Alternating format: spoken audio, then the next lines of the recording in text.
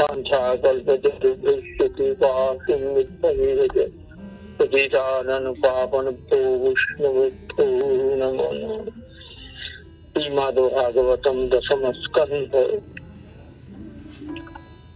श्री वृंदावने আজ বংশীবতে রাস হচ্ছেন। এখন এই রাস দর্শন করবার জন্য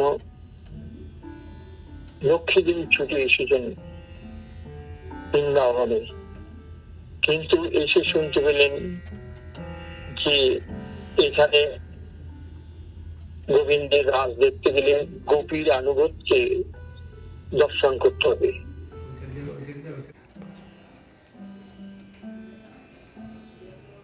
গীতায়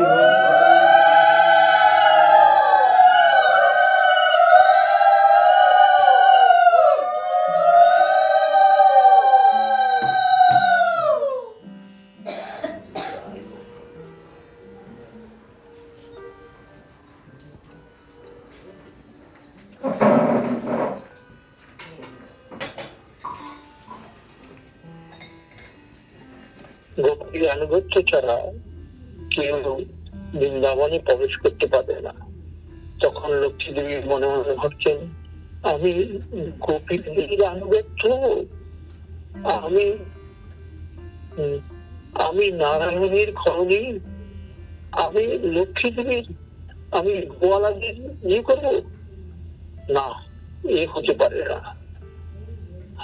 গোপীর পদধূলি মাথায় নিতে হবে, এ হবে না। তার তো লক্ষ্মী দেবীর তখন আনুগত্য উনি স্বীকার করবেন না। তিনি তখন ওই যমুনার পাড়ে বেলবনে বসে আছেন। মহাদেব বলছেন, আরে লক্ষ্মী তুমি বসে আছো, তুই চল, আজকে গোবিন্দের রাস হচ্ছে, যাবি না? না, আমি যাব না। কেন? বলছে গোপীর আনুগত্য হতে হবে, গোপীদের আনুগত্য ছাড়া বলে বৃন্দাবনে প্রবেশ করতে নেই, আমি পারবো না। তখন মহাদেব ছুটলেন, ছুটে গিয়ে রাস মঞ্চে যাচ্ছেন, যে বলে এখানে হবে না। ভগবান শ্রীকৃষ্ণ যমুনা পুলিনে বংশীভাবে রাস করছে, এক এক গোপী হাত ধরে নাড়াচ্ছেন। হঠাৎ ভগবান বললেন, আর রাসলীলা হবে না, কারণ এখানে রাসলীলা দর্শন নারী ভিন্ন পুরুষকে অধিকার নেবে। পুরুষ ভিতরে প্রবেশ করলো, দুর্গা দেবী দ্বারে পাহারারত ছিলেন, তন্ন তন্ন করে খুঁজে দেখতে পেল তার মোটা সোটা ভুড়ি ওলা ঘোমটা পড়া, হাতের চুড়ি, নাকে নলক, কানে জোর, শাড়িতে পড়া, ঘোমটা দেওয়া, জটাযুক্ত ভোলানাথ। তখন দুর্গা দেবী ঘুমটা টেনে দেখলেন জটাযুক্ত সে তার শঙ্কর মহাদেবকে, তোমাকে আগেই বাড়ানো উচিত, এই রাস পুরুষের অধিকার নেই, তুমি গোপী সেজে আমাদের ফাঁকি দিয়ে ভগবানের রাসস্থলীতে প্রবেশ করেছ, তোমার জন্য আমারও ভগবানের রাস দর্শন করতে পারলাম না, তুমি এটাকে চলে যাও। তখন মহাদেব কাছুমার হয়ে দুঃখে যমুনার পারে, সেই জায়গায় এখনো আছে, সেই দাপর যুগ থেকে সেই মহাদেব, সেই গোপেশ্বর মহাদেব বসে আছেন দুঃখে। এই গোপেশ্বর মহাদেবকে দর্শন করতে যেতে হবে যদি আপনি পরিক্রমা করেন। মথুরাতে ভূতেশ্বর মহাদেব, আর গোবর্ধনে চাকুলেশ্বর মহাদেব, আর এই যমুনার পারে এই কৃষি ঘাটে গোপেশ্বর মহাদেব রয়েছেন। এই তিন জায়গায় মহাদেবকে দর্শন না করলে আপনার বৃন্দাবন পরিক্রমা হয় না। তাই মহাদেব দুঃখে এই কৃষ্ণ ভগবানকে নিয়ে রাস করব। তখন বলছে, শোনো দুর্গা, আমি তোমাকে এই কৃষ্ণ ভগবানকে রাস করো, তখন পুরুষহীন নারীদের থাকবে না। সেই রাস হয়েছিল কোজাগরী লক্ষ্মী পূজার দিন, মানে পূর্ণিমার দিন। সেই রাশিতে সেই পূর্ণিমাতে হয়নি, পরের পূর্ণিমায় সেই শারদীয় রাস পূর্ণিমায় সেই রাশি ছিল। সেই কলিযুগে সেই রাস হয়েছিল নদিয়ায়। সেই রাসের বাড়িতে শ্রীমান মহাপ্রভু রাস করেছিলেন। তখন কিন্তু কেউ প্রবেশ করতে পারেনি। সেই রাসের শাসন মহাপ্রভুর রাস নিতে দেখার ভিতরে ঘরের ভিতর চালের বসেছিলেন, গোপনে কেউ যাতে দেখতে না পারে। মহাপ্রভু হঠাৎ নৃত্য আরম্ভ করতে যাবেন বলে নৃত্য করতে যাবেন, সঙ্গে সঙ্গে বলে উঠে শ্রীবাস আজ রাস নৃত্য হবে না। তখন শ্রীবাস বললেন, প্রভু আমি কি অপরাধ করেছি? আমি কি অপরাধ করেছি? এখানে নারী প্রবেশ হয়েছে। তখন শ্রীবাস বললেন, প্রভু কোন নারী এখানে আসে নাই, আপনি চিন্তা করবেন না। তখন প্রভু বলছেন, আমার ভাব আসছে না। তখন শ্রীবাস তন্ন তন্ন করে খুঁজে না পেয়ে শেষে ঘরের কোণে চালের ভিতরে উঁকি মেরে দেখলেন তার শাশুড়ি বসে আছে। সেই রাত্রে মহাপ্রভু রাস করতে পারেনি। মহাপ্রভু কোন নারী নিয়ে কোন অনুষ্ঠান সংগ্রহ করেনি। তাই মহাদেব সেই দাপর যুগে চেষ্টা করেছেন, আমি এই কলিযুগে রাস করবো শ্রী কৃষ্ণকে নিয়ে। তবে সেখানে পুরুষ ভিন্ন নারীদের অধিকার হবে না। মহাপ্রভু নারী নিয়ে কোনদিন কাজ করেননি, কোন সংগ্রহ করেননি, কোন আচার অনুষ্ঠান পর্যন্ত হয়নি। ছোট রৈরাজকে পর্যন্ত বিপর্যয়েছেন। ভগবান আচার্য মাধবী দেবীর কাছে ভিক্ষার চাল পাঠিয়ে শালি ধানের চাল এনেছিলেন বলে মাধবী দেবী পরম ভক্ত, 86 বছর বয়স। তবু মহাপ্রভু বললেন, জগৎবাসীকে শিক্ষা বলেছেন, বৈরাগী হইয়া কখনো প্রকৃতির সম্ভাদন, কখনো না দেখি তাহার বদন। মহাপ্রভু কি আদর্শ!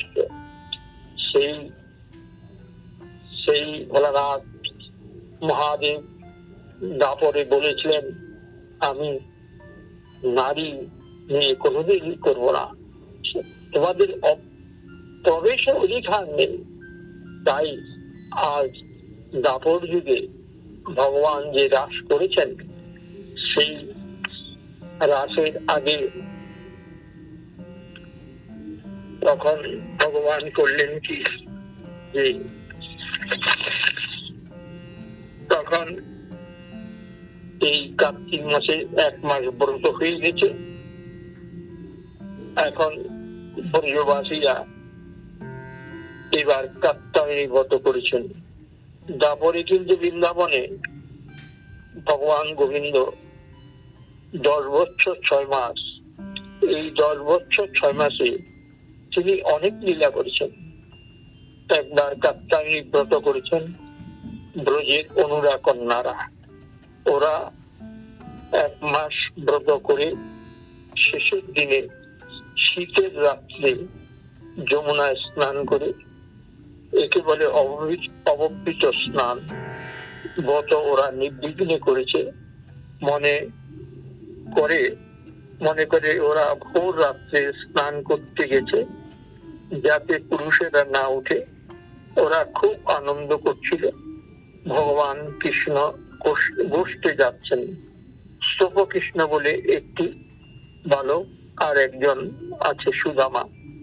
এদের দুইজনকে আর বাকি যারা আছেন তাদের কৃষ্ণ বললে, তোমরা গরু নিয়ে আগে যাও আর আমি পরে যাচ্ছি। এই 2টি বাচ্চাকে নিয়ে আমি একটু পরে যাচ্ছি, তোমরা যাও।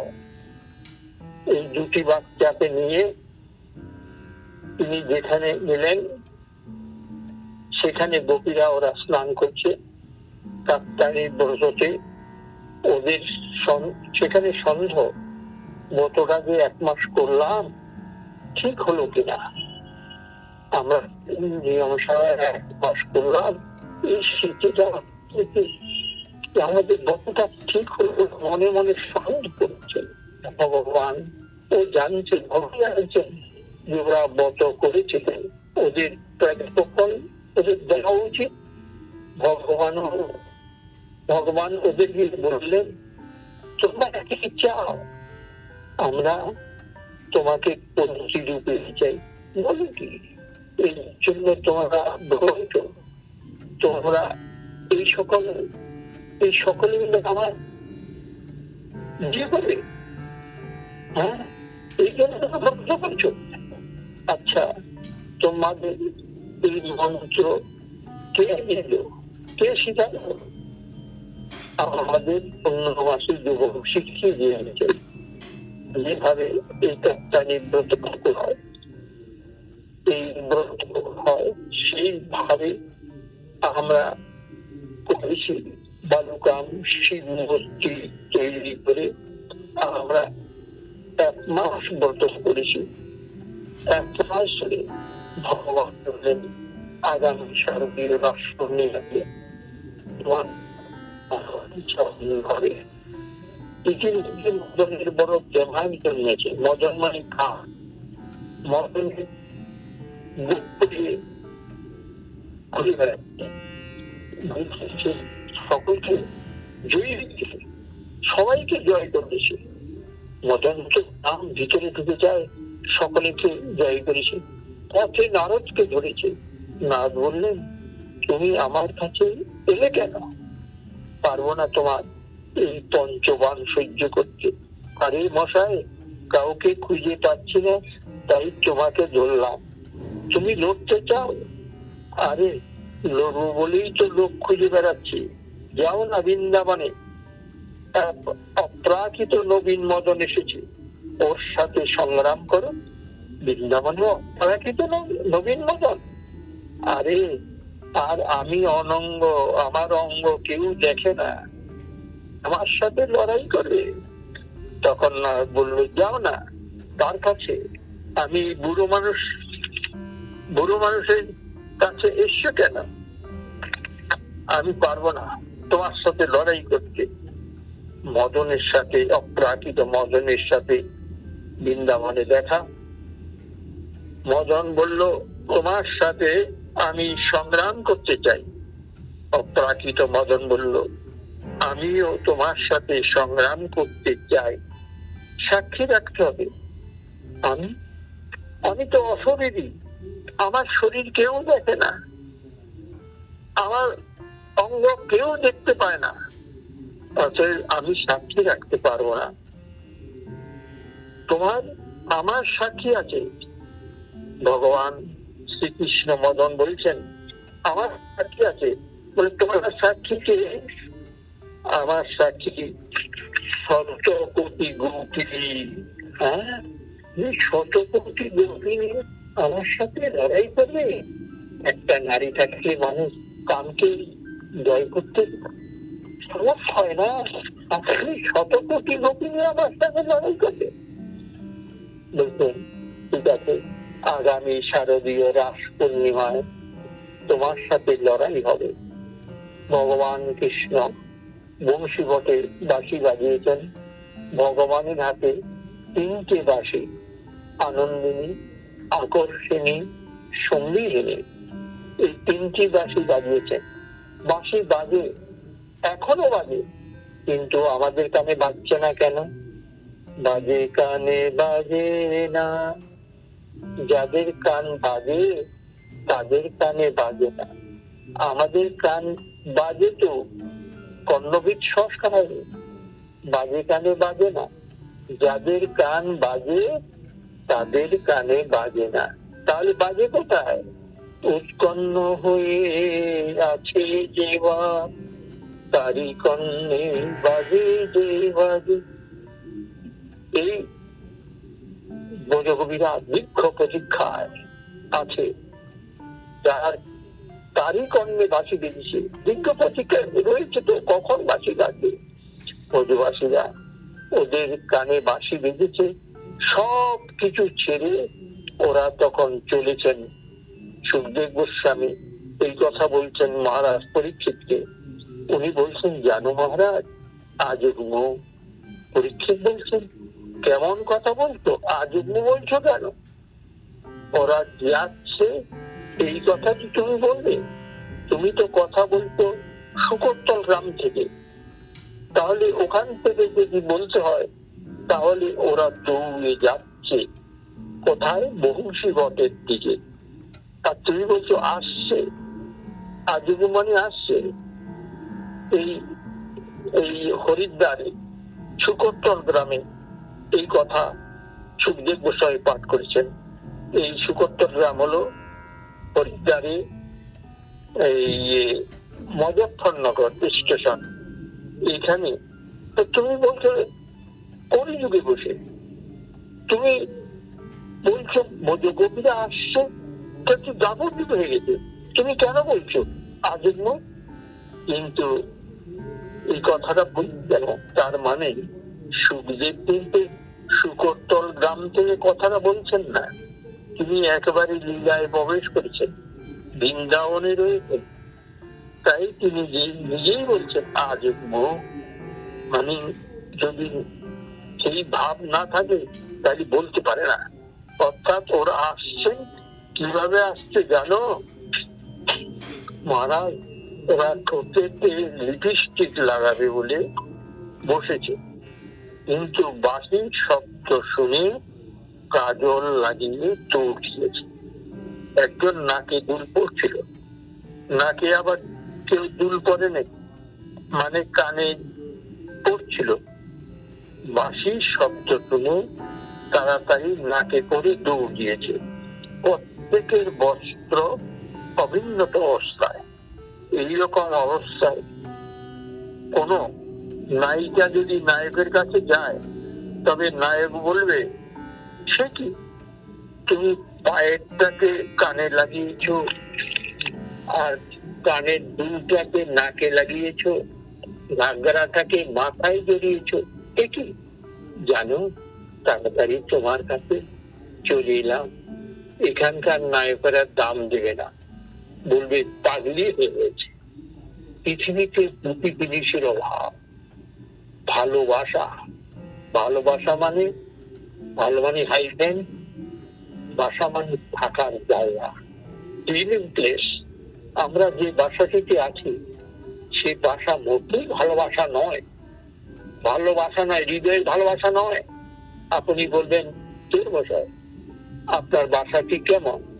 তোর বাসায় জল নেই, নুন নেই, তেল নেই, সিমেন্টের যা অভাব, বাসা মোটেই ভালো নয়।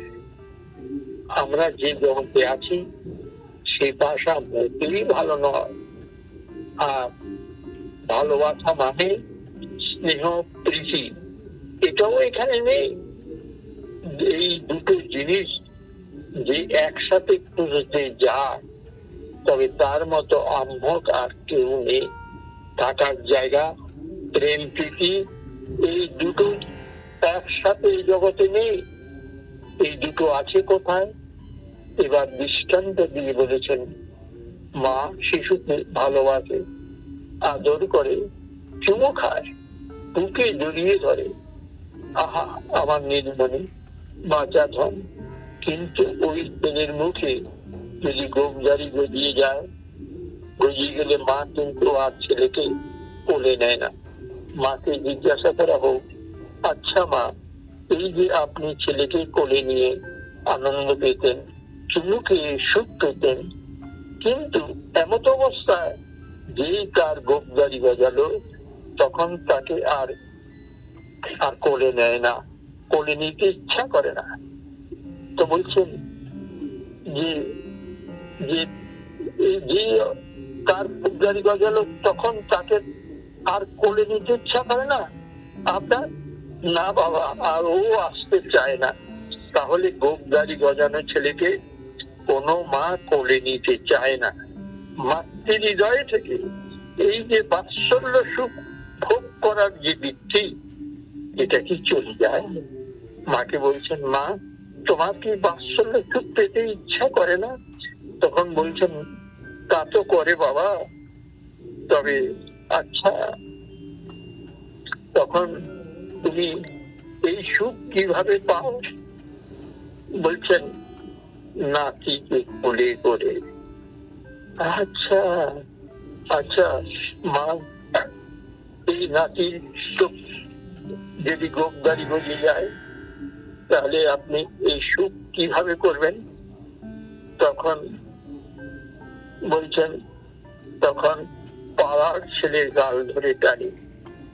আচ্ছা, নাতির মুখে যখন গোপদারি গজালো তখন কি তোমার এই সুখ পাবার বাসনা চলে যায়? না বাবা, তা যায় না। তাহলে তখন আপনি এই সুখ কিভাবে গ্রহণ করেন? বলছেন, পাড়ার ছেলের গাল ধরে টানি। ও, যার গোপদারি গজায়নি। তাহলে এই যে বলছেন, এই বাসনা তোমার কি চলে যায়? বলছে, যায় না বাবা, এই বাসনা চিরদিনই আমার থাকে। আচ্ছা তোমাকে একটা কথা বলি, আচ্ছা ছেলেও তো মরে যাবে, তোমার নাতিও তো মরে যাবে, এবং পাড়ার ছেলেও তো মরে যাবে, তখন এই সুখ আপনি কিভাবে গ্রহণ করবেন, কিভাবে পাবেন?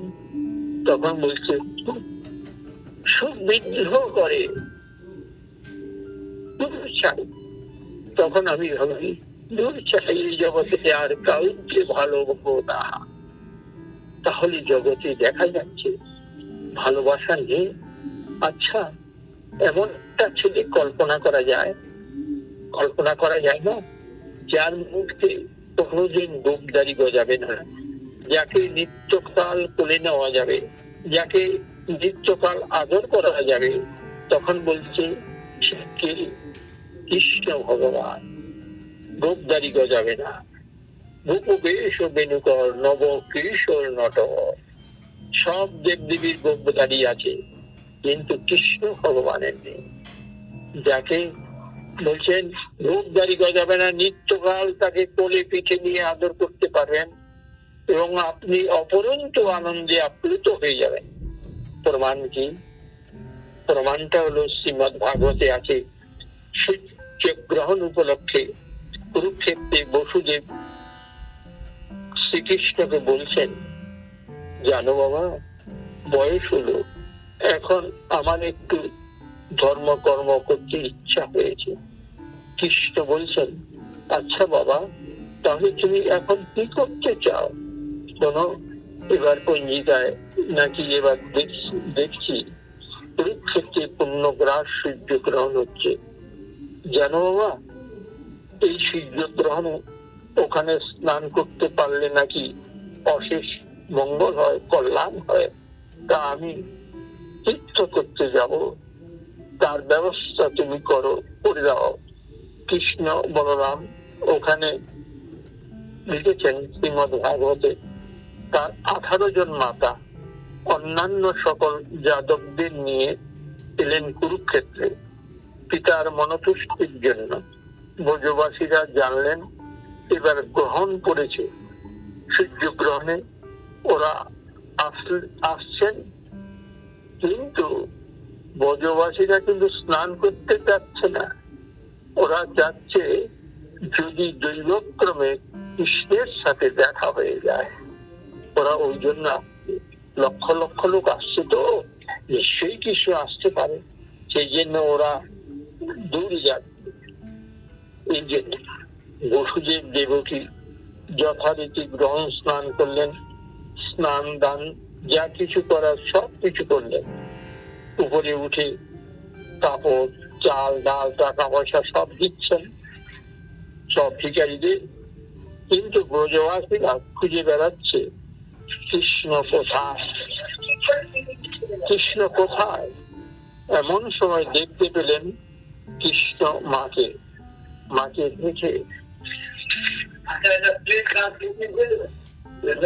দেখে মা মা করে দৌড়ে গেলে কানা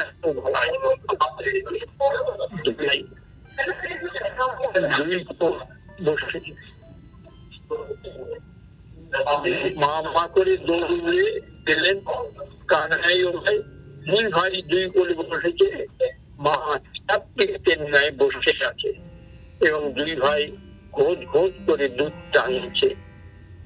বেশি এসে বলছেন, হলো দেবকী, তুমি বলিস কৃষ্ণ তোর ছেলে, যশোমতী মাতা ওকে লালন পালন করেছে। আমরা এই কথাটা বিশ্বাস করতাম, এখন কিন্তু আর বিশ্বাস হয় না। ওরে পালিত মায়ের এত দুধ হতে পারে না। তোর ছেলে বয়স হয়েছে 100 বছর, বয়স যার 100 হয়ে যায়, তার মায়ের মুখে কি এত দুধ থাকতে পারে? তোর মুখে তো দুধ নেই, তাহলে যশোমতীর এত দুধ আসছে কি করে? যার মুখে থাকবে তারই তো ছেলে, আর তোর ছেলে তোর নয়, ও যশোমতী মাতারই ছেলে। যশোমতী আত্ম স্নেহে ভালোবাসে কৃষ্ণকে, অপরন্ত আনন্দ। তাহলে এই জগতে ভালোবাসলে কিছু নেই, কেউ যদি সম্মান করে তবে তার তো কেউ নেই। এইবার এটা আজকে একমাত্র ব্রজে, বৃন্দাবন বিশ্ব এবং ব্রজে, ব্রজের অর্থ চলা, আবার বিশ্ব মানে চলা।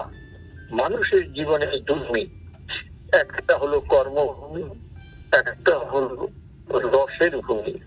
যদি আপনি কাউকে জিজ্ঞাসা করেন আপনি কাজ করলেন কেন, কারখানায় কাজ করলেন কেন, আপনি কি চান?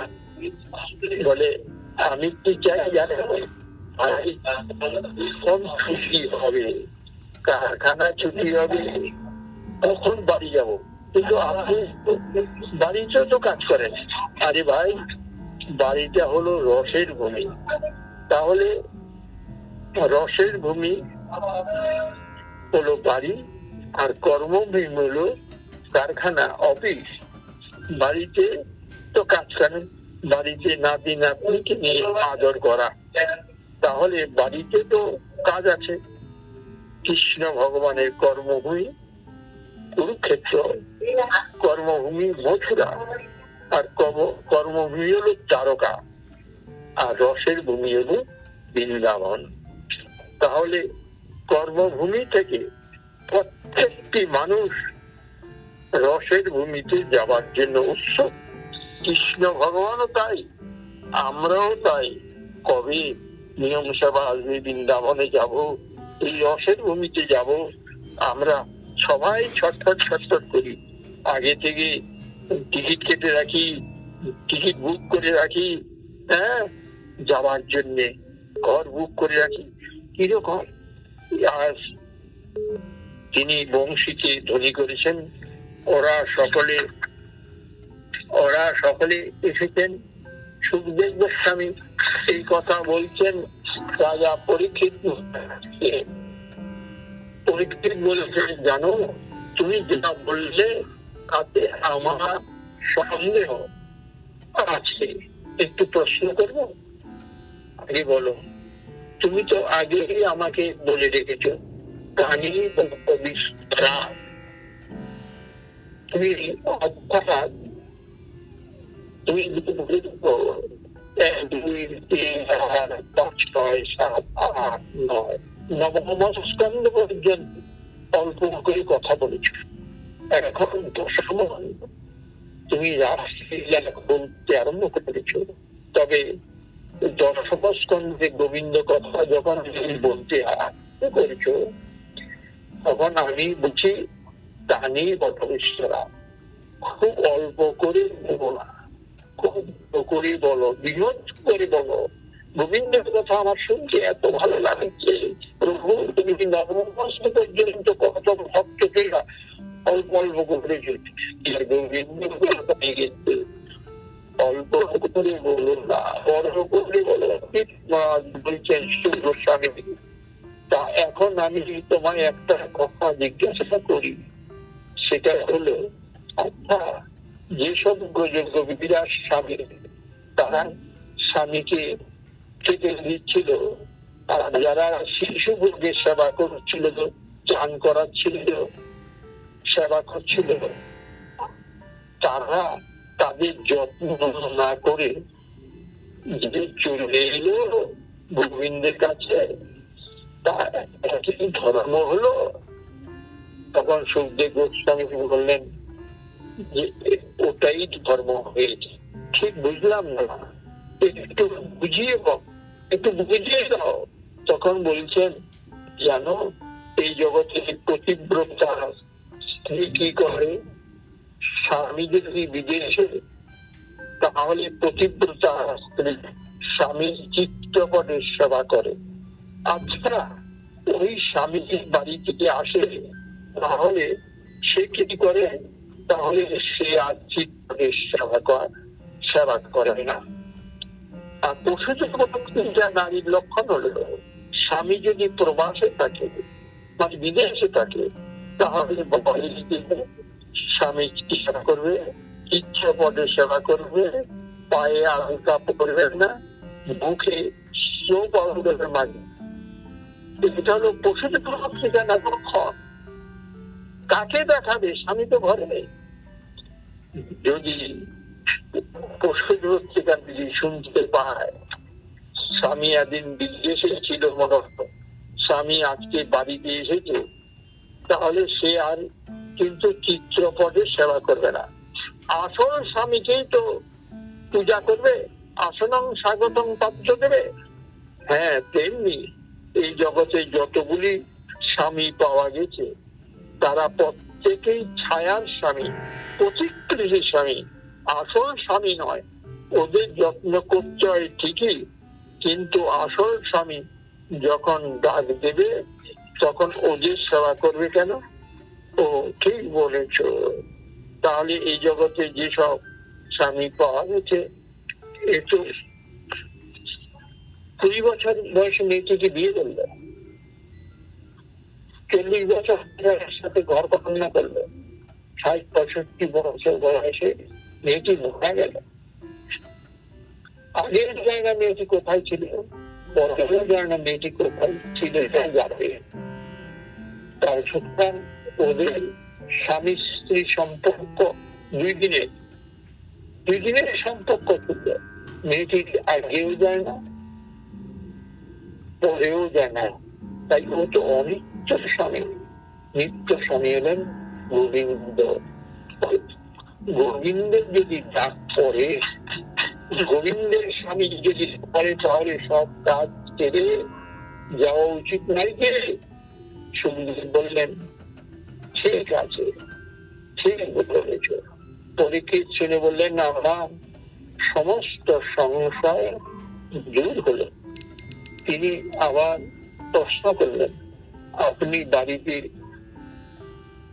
তখন সুখদেব আমার বললেন, শোনো মহারাজ, আপনি বাড়িতে পুজো করেন, গুরুদেবের পুজো করেন, আপনি বাড়িতে গুরুদেবের পুজো, কিন্তু সাক্ষাৎ গুরুদেব বাড়িতে যদি আসেন, তাহলে কি গুরুদেবের পূজা করবেন? তখন তো আসল আসনং স্বাগতম পাত্র দেবেন। তখন গুরুদেবের পূজা ছেড়ে আসল গুরুদেবকে তো আপনি পূজা করবেন, আসনং স্বাগতম পাত্র দেবেন। তেমনি এই জগতে যেসব স্বামীকে পাওয়া গেছে, এরা ছায়ার স্বামী, আর ভগবান হলেন জগৎ স্বামী। তাকে সেবা করলে কোনো দোষে হয় না। তিনি তুষ্ট হলে ভগবান গোবিন্দকে জগৎ তুষ্ট হয়।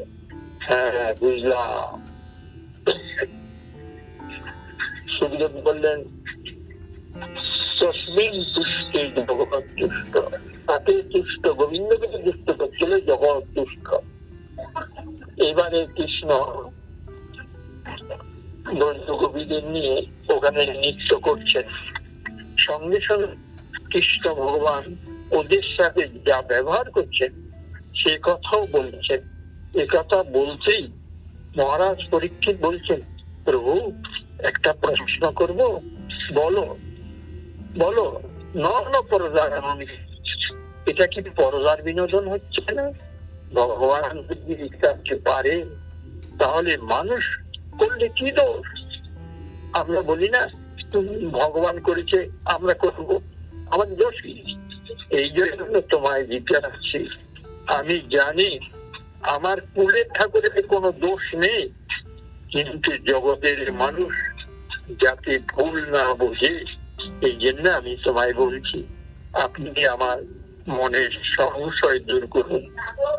বলছেন, জানো আমার আমার আমার পিতার, আমার দাদুর ছিলেন কৃষ্ণ সখা, অর্জুন সখা, আর অর্জুনের পুত্র অভিমন্যু, অভিমন্যু পুত্র আমি জানি কৃষ্ণের কোন দোষ নেই, কিন্তু জগতের মানুষ তো ভুল বুঝবে, বলবে এইরকম মেয়েদের নিয়ে এরকম নাচানাচি করছে, এই করছে, এটা বলবে না আমরা করলে কি দোষ?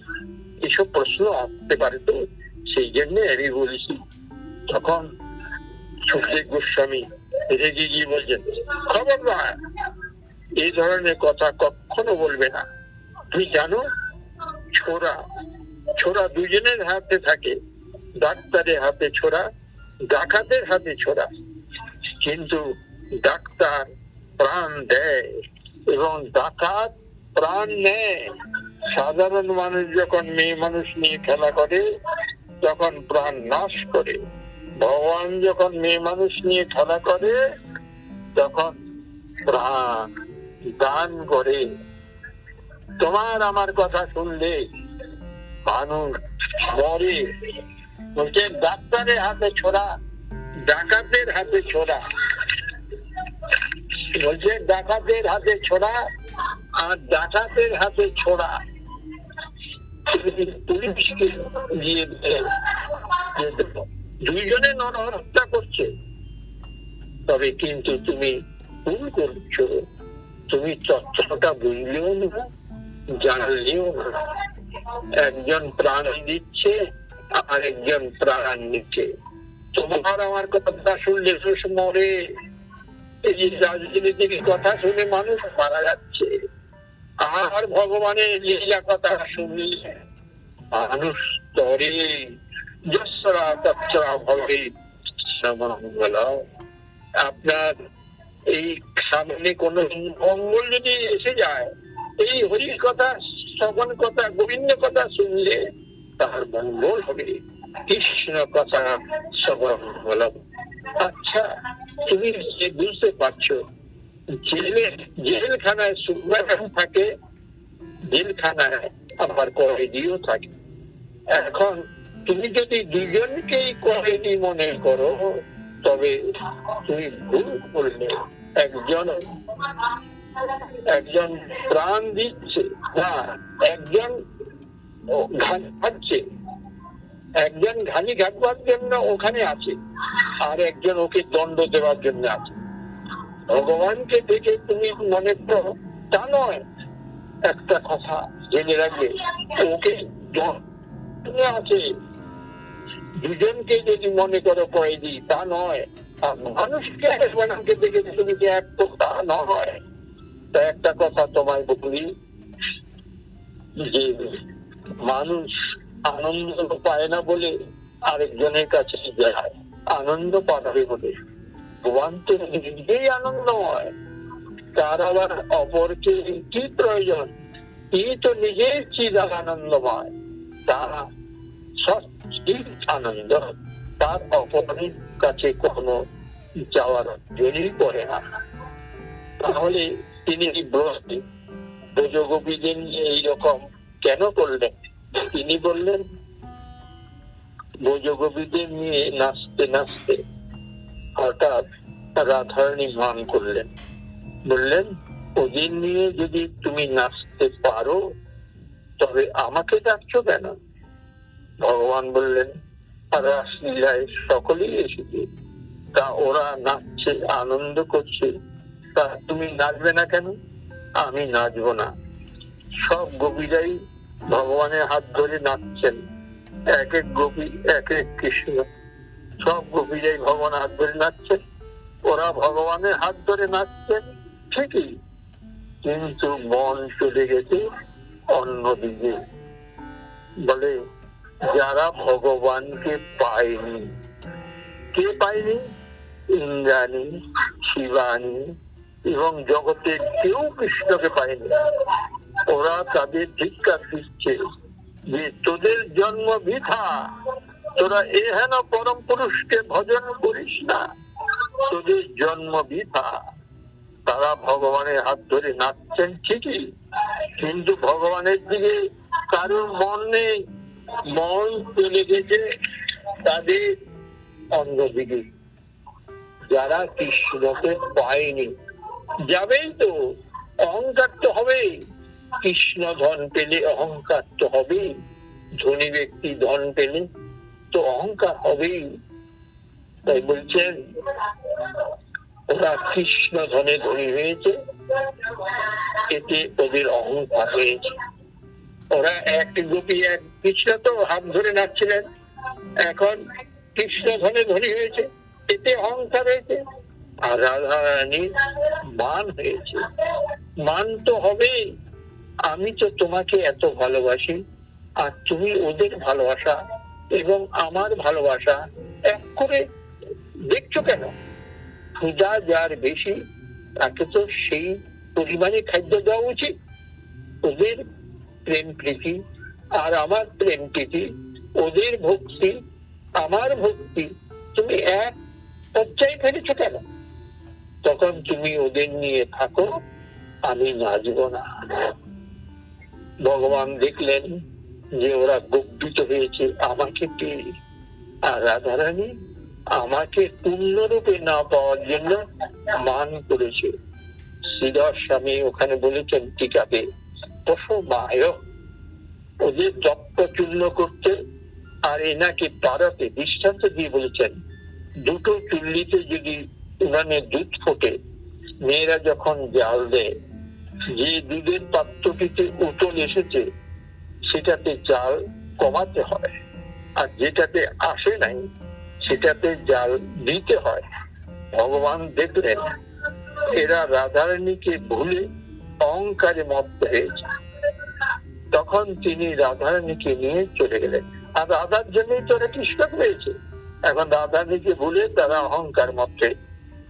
এইবার তখন তিনি করলেন, তিনি ভগবান দেখলেন যে এরা রাধারানীকে ভুলে অহংকার মত্ত হয়েছে, তখন তিনি রাধারানীকে নিয়ে চলে গেলেন। যে তারা চলে গেলে তারপরেই রাস ভঙ্গ হয়ে গেল। মহারাজ পরীক্ষিত সুখদেবকে বললেন, প্রভু আপনি যে বললেন যমুনা পুলিনে বংশীবটে রাস হচ্ছিল, গোবিন্দ রাধারানীকে নিয়ে চলে যাওয়ার জন্য নির্জনে সোহাগ, যে ভক্তের যত প্রীতি, অর্থাৎ ভগবানের প্রতিজ্ঞা যে যথামান প্রপদ্যন্তে তাং তথৈব ভজাম্যহম, অর্থাৎ সর্বক্ষণ শব্দেন্দ্রিয়ের দ্বারা ভগবানকে যিনি আনন্দ বিধান করেন, ভগবানের তো উচিত তাকে সর্বক্ষণ শব্দেন্দ্রিয়ের দ্বারা আনন্দ বিধান করো। দৃষ্টান্তটা বুঝিয়ে না দিলে বুঝবেন না। কিন্তু কংস কিন্তু বৃন্দাবনে যাচ্ছে না, তার শত্রু বৃন্দাবনে জন্মগ্রহণ করেছে। তা তুমি পুতনাকে পাঠাচ্ছ কেন? অগাসুরকে পাঠাচ্ছ কেন? বকাসুরকে পাঠাচ্ছ কেন? তুমি নিজে গিয়ে মারো না কেন? তখন বলছে, ওরে বাবা আমি যাব না। কেন? ও আমার শত্রু, শত্রুর কাছে যাব না। আশ্চর্য, কংস কিন্তু বৃন্দাবনে জানি, একদিনও জানি। বলে কেন? কোনোদিনে গেল না, সব ওদের পাঠালো, তা কেন যাচ্ছে না? বলছে ও শত্রু ভাবে যাচ্ছে, এই জন্য ওর নাম হয়েছে কংসারী।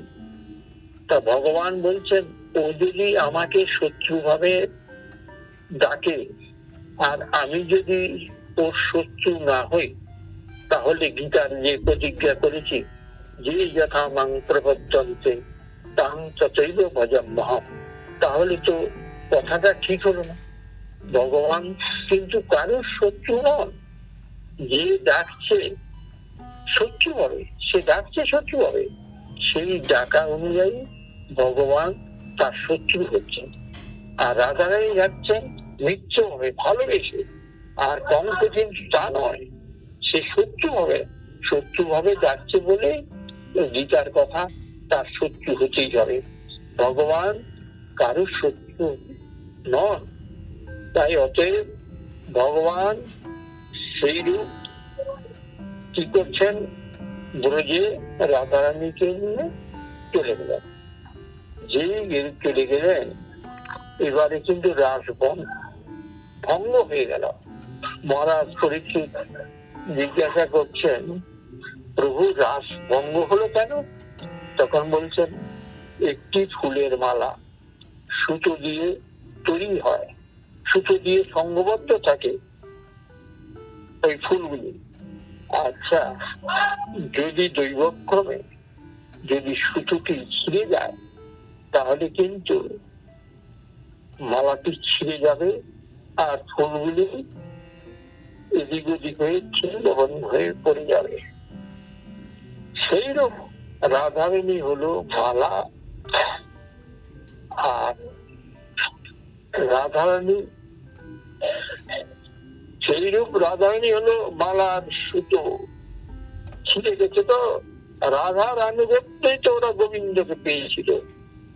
রাধারানীও নেই আর রাসও নেই। ভজনের পথে গুরু আনুগত্যে বৈষ্ণব আনুগত্যে যদি ভজন না করে, তাহলে তার ভজন ছিন্ন ভিন্ন হয়ে যাবে।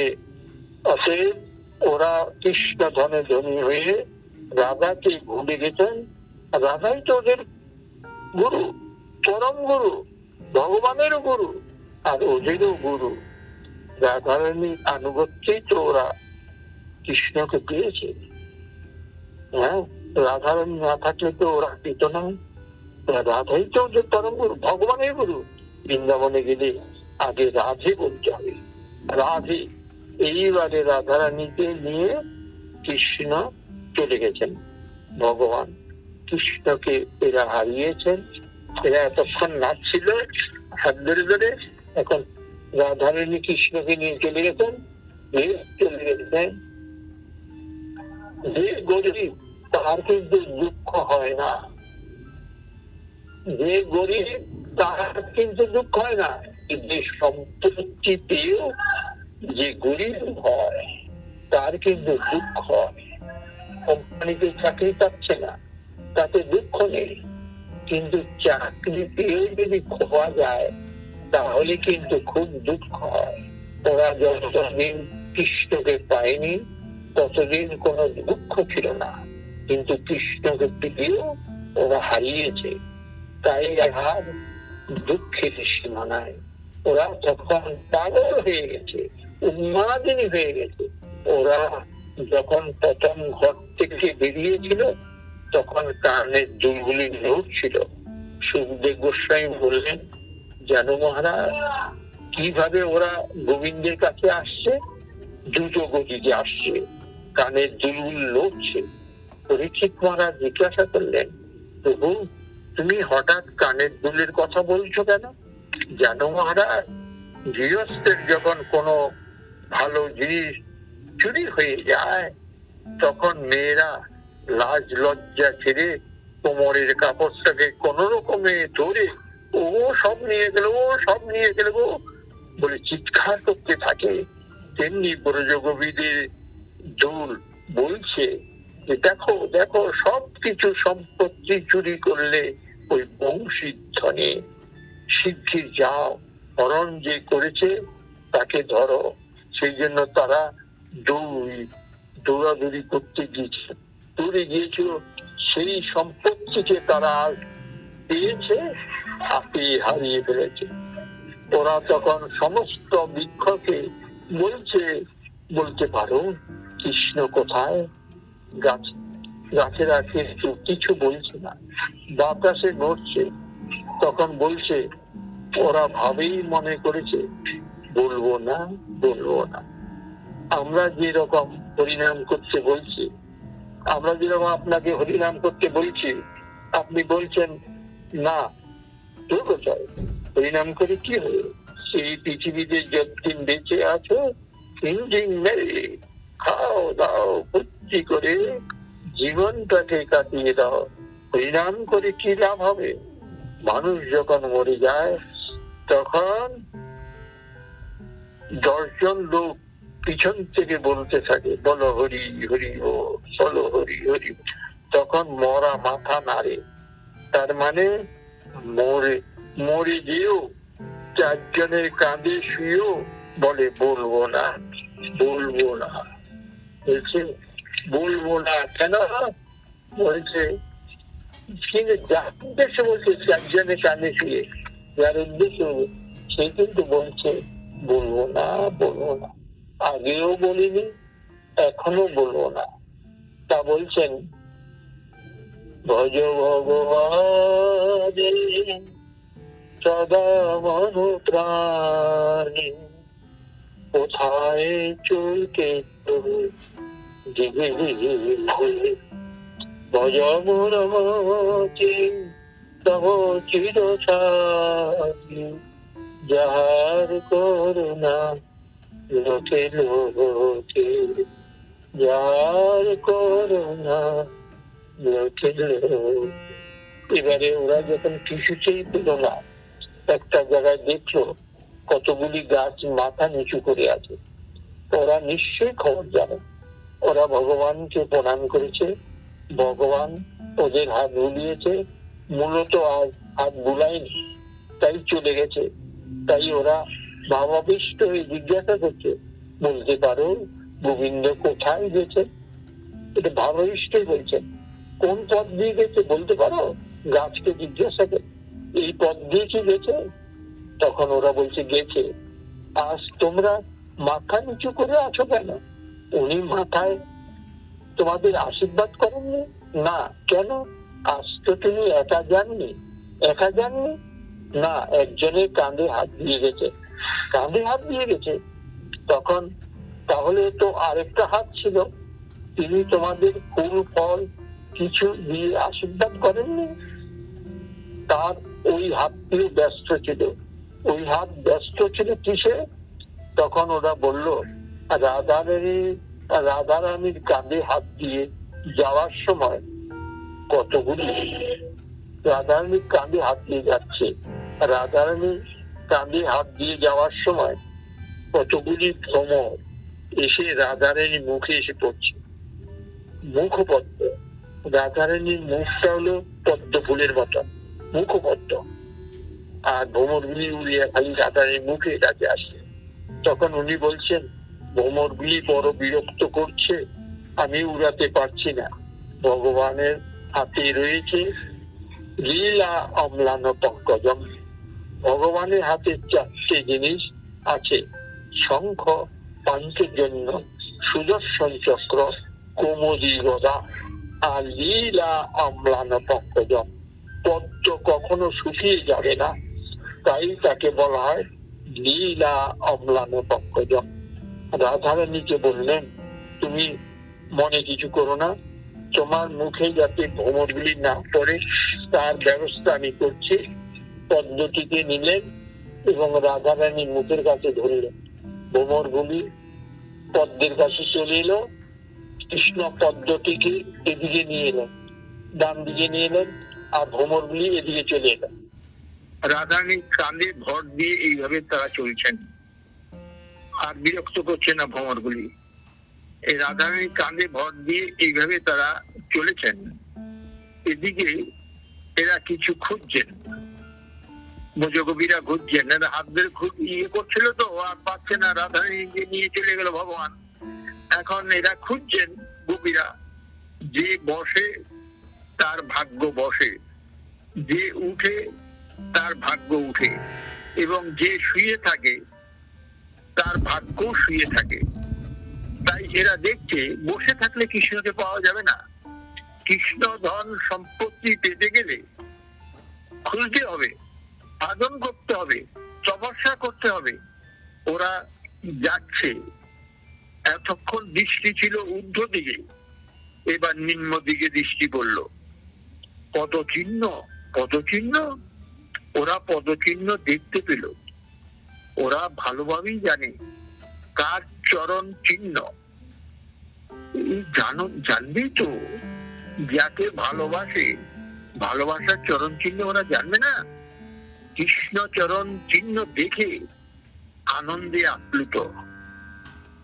সে এই পথে গেছে, ওরা মনে হচ্ছে এই যে কৃষ্ণ এই রাস্তা দিয়ে গেছে, এই পথেই গেছে। এবার দুটো চরণ চিহ্ন দেখতে পেল। দুটো চরণ চিহ্ন দেখে এক পক্ষ রেগে গেল, আর এক পক্ষ আনন্দে পেল। রেগে গেছে কে? চন্দ্রাবলী। সে বলছে, এটা তো কৃষ্ণের পা নয় ললিতা, এটা কৃষ্ণের পা নয়, এ তো দেখি রাধারানীর পা। তখন বলছে, দেখো আমাদের সকলকে দুঃখ দিয়ে সে কিভাবে কৃষ্ণকে নিয়ে চলে গেল। চন্দ্রাবলী রেগে গেল। রাখবেই তো, রাগারই তো কথা। চন্দ্রাবলী ভগবানকে ভালোবাসে, রাধারানীও কৃষ্ণকে ভালোবাসে। ললিতা বলছে, তুই ভুল দেখছিস। চন্দ্রাবলী বলছে, তুই ভুল দেখেছিস, এখানে তো একটা পা, দেখতে পাচ্ছিস না? তখন বলছে, দূর, এটা তো কাঁটাবন, এখানে কোলে করে নিয়ে গেছে, সেই জন্যই তো একটা পা পড়েছে, এখানে রাধারানীর পা নেই। কিন্তু ওই দেখ, এখানে ওখানে দুটো পা পড়েছে, দেখ দেখ দেখ, ওখানে দুটো পা পড়ছে। আর পদচিহ্ন দুটো কত গভীর হয়েছে, কত গভীর হয়েছে। ওরা অনুসন্ধান করে করে যেতে লাগলো, দেখতে রাধারানী করুণা হয়েছে। এতক্ষণ রাধারানীর কথা মনে পড়ে নাই, এখন রাধারানীর চরণ চিহ্ন দেখতে দেখতে যাচ্ছে। যেই রাধারানী দেখছে যে আমাকে এবার স্মরণ করছে, আমার পদচিহ্ন দেখতে দেখতে যাচ্ছে, ওরা তখন রাধারানীর করুণা হলো, করুণা হয়েছে। ভগবানকে বলছেন, কি করুণা, আমি যদি এইভাবে হাঁটতে থাকি, গোবিন্দ যদি পিজি সম্পাদনের জন্য আমার সঙ্গে চলেন, ওরা কোনদিনই আমাকে পাবে না। গোবিন্দ আমার কাঁধে হাত দিয়ে দিয়ে যাচ্ছেন, আর ওরা কিন্তু খুঁজছে, আর আমার চরণ চিহ্ন খুঁজে খুঁজে বেড়াচ্ছে, রাধারানীর চরণ কোথায়। এতদিন এবার এতক্ষণ ছিল ঊর্ধ্ব দিকে পা, মানে উঁচু দিকে, মানে গম্ভীর ছিল। এখন রাধারানী পা খুঁজে বেড়াচ্ছেন। এখন রাধারানী করুণা হয়েছে, বলছেন, ওরা এইভাবে ভগবান যদি আমায় কাঁধে হাত দিতে দিতে চলেন, ওরা কোনোদিনই আমাকে পাবে না। তখন রাধারানী বললেন, দেখো আমি কিন্তু চলতে পারছি না, আমার দাঁড়ানো উচিত। রাধারানী বললেন, না, ন পারয়ে অহম, আমি চলতে পারছি না, ন পারয়ে অহম চলিতুম। তাহলে তুমি কি কোনো কুঞ্জে বিশ্রাম করবে? তোমার যা ইচ্ছা তাই তুমি করো। তখন বলছে, গোবিন্দ বললেন, তুমি যখন চলতে পারছো না, তাহলে তুমি আমার কাঁধে উঠো, আমি তোমায় নিয়ে যাব। রাধারানী যখন কাঁধে উঠতে গেলেন, তখন গোবিন্দ সঙ্গে সঙ্গে সরে গেলেন। নিকটে একটি গাছ ছিল, তার পিছনে লুকিয়ে পড়লেন কৃষ্ণ। যে কাঁধে উঠতে যেতেন, নিকটে গাছটার পিছনে লুকিয়ে পড়লেন। আর রাধারানী গোবিন্দকে না দেখতে পেয়ে সঙ্গে সঙ্গে মূর্ছা গেলেন, একবারে অজ্ঞান হয়ে গেলেন।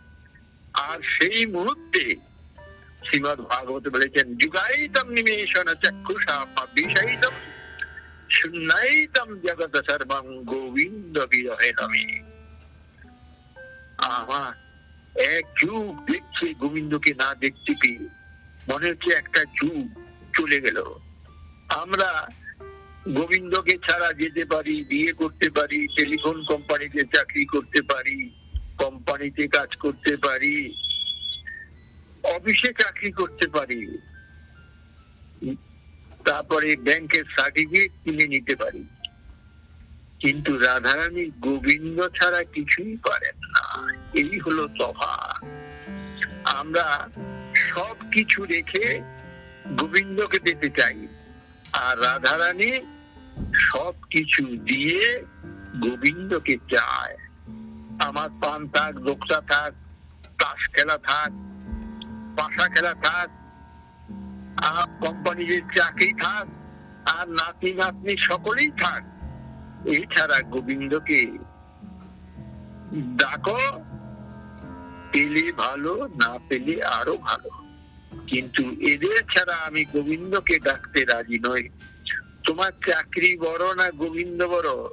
বলছেন গোবিন্দ বড় ঠিকই, কিন্তু যতদিন রিটায়ার না করছি ততদিন চাকরি বড়, তারপর রিটায়ার হয়ে গেলে গোবিন্দ বড়। বললেন তখন তো চাকরি নেই, তাতে কি আছে, তাতে কি আছে? কিন্তু রাধারানী কিন্তু তা নয়। রাধারানী কিন্তু রাধা মানে যে আরাধনা করে, রাধা শব্দের অর্থ হলো যে মাঝখানে যে শিব রয়েছে, এটা হলো পিতৃমাতৃর প্রতীক। এই যে শিব ও পার্বতী বিভূর চিহ্ন, এটা পিতৃমাতৃর প্রতীক, মনে রাখবেন। সেই রকম রাধারানী হোক এমনই একটা বস্তু, আরাধনার প্রতীক। অনয়া আরাধিত ইতি রাধা। ভগবানকে আমরা যে ডাকি, আমরা যে আরাধনা করি, রাধাতু শব্দ হলো সন্তোষ। আমরাও ভগবানকে আরাধনা করি, কিন্তু সন্তোষ করি না। সন্তোষ আর আরাধনা এক নয়। যেমন এক বাড়িতে ঝিকে বলল, ওরে মিন্নার মা, এক গ্লাস জল দে তো মা। জল এই যে নিয়ে আসি। বউ বলে, জল কোথায় নিয়ে যাচ্ছিস? কর্তা বাবু জল চায়। জল দিতে হবে না, বাগান থেকে ডাব এসেছে, ডাব নিয়ে যা। সেই কর্তা কাছে ডাব নিয়ে গেল।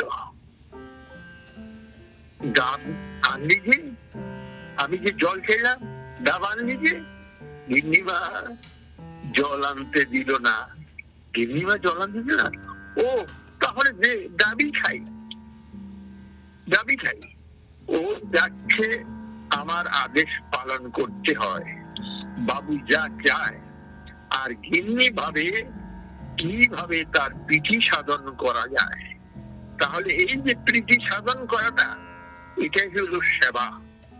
তা আমরা ভগবানকে নকুল দানা বাতাসা দিয়ে মনে করি ভোগ দিচ্ছি। ভগবানের প্রীতি হলো কিনা, তার সন্তোষ হলো কিনা, এটা তো জানি না। ভক্তমাল গ্রন্থে আছে যে একটা মেয়ে তার স্বামীকে খেতে দেওয়ার সময় সামনে কটা ইট পাটকেল দুটো লাঠি নিয়ে রেখে দেয়। মেয়েটিকে জিজ্ঞাসা করা হচ্ছে, তা তুমি কটা ইট ও দুটো লাঠি রেখে দিয়েছ কেন? তোমার স্বামীকে খেতে দেওয়ার সময় এগুলি পাশে রেখেছো কেন? ভুল তো হতে পারে, রান্না করতে করতে লবণ কম হতে পারে, হয়তো তরকারি বিস্বাদ হতে পারে।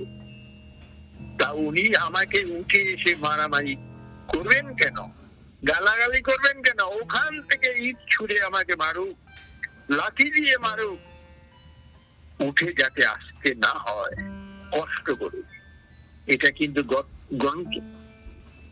ভক্তমাল গ্রন্থে আছে, আপনারা পড়ে দেখবেন। নিজের কথা, মন গড়া কথা বলছি না। এই যে প্রীতি সাধন, এই প্রীতি সাধন, সন্তোষ সাধন জগতে নেই। আর নেই বলেই তো দুঃখ পায়। কর্তা যদি একটা সময় আসে, স্ত্রী যদি না খেয়ে থাকে, তখন পুরুষটি মুখে বলে বটে, তোমরা না খেয়ে আছো কেন? আরে কোম্পানিতে যখন ছুটি হবে, অফিসে যখন ছুটি হবে, তখন তো আসবো। তা তোমাদের বসে থাকার দরকার কি? তাতে কি আছে? তুমি আসলে সকলে খেতে চায়, ছেলেরা খেতে চায়, কর্তা ওদের খেতে বলে বটে, কিন্তু অন্তরে সুখ পায়। মুখে বলে কিন্তু অন্তরে সুখ পায়। কেন সুখ পায়? আমার প্রতি ওদের কত ভালোবাসা। এই ভালোবাসা জগতে নেই। যেখানে আছে সেখানেই সুখ। সুখ কখন হয়? সুখ কখন হয় বলছেন ভক্তিবিনোদ ঠাকুর বলছেন, যেদিন গৃহে ভজন দেখি, গৃহেতে গোলক ভাত, চরণ সিধু দেখিয়া গঙ্গা, সুখ না সীমা পাই। ঠাকুর ভক্তিবিনোদ ঠাকুর এই গানটা রচনা করেছেন। উনি ভজন করেছেন স্ত্রী পুত্রকে নিয়ে, তাই বলেছেন যেদিন গৃহে ভজন দেখি।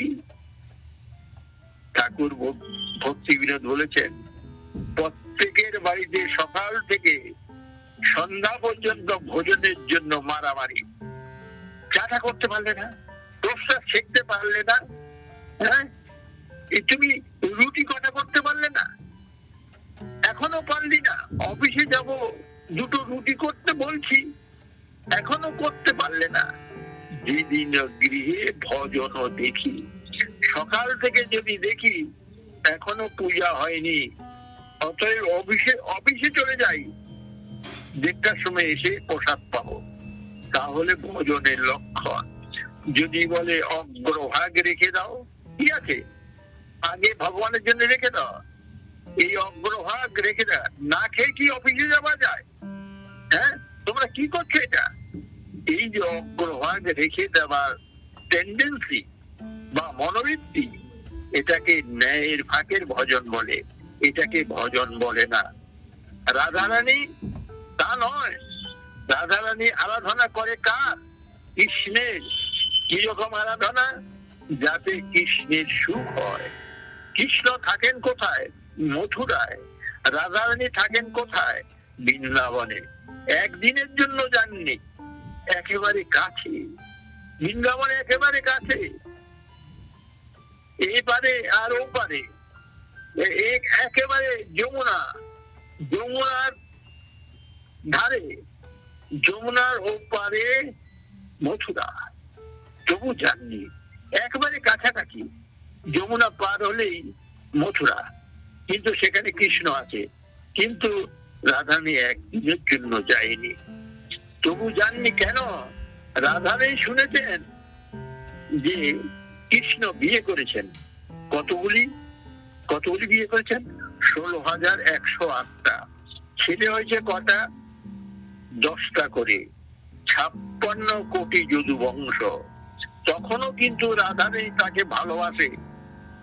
প্রেম উজ্জ্বল নীলমণিতে বলেছেন গ্রন্থে, প্রেম উজ্জ্বল নীলমণি গ্রন্থে বলেছেন, নিয়ত বিধ্বংসরাইত্যম, ধ্বংসের কারণ আছে, কোনো মতেই প্রেম ধ্বংস হয় না।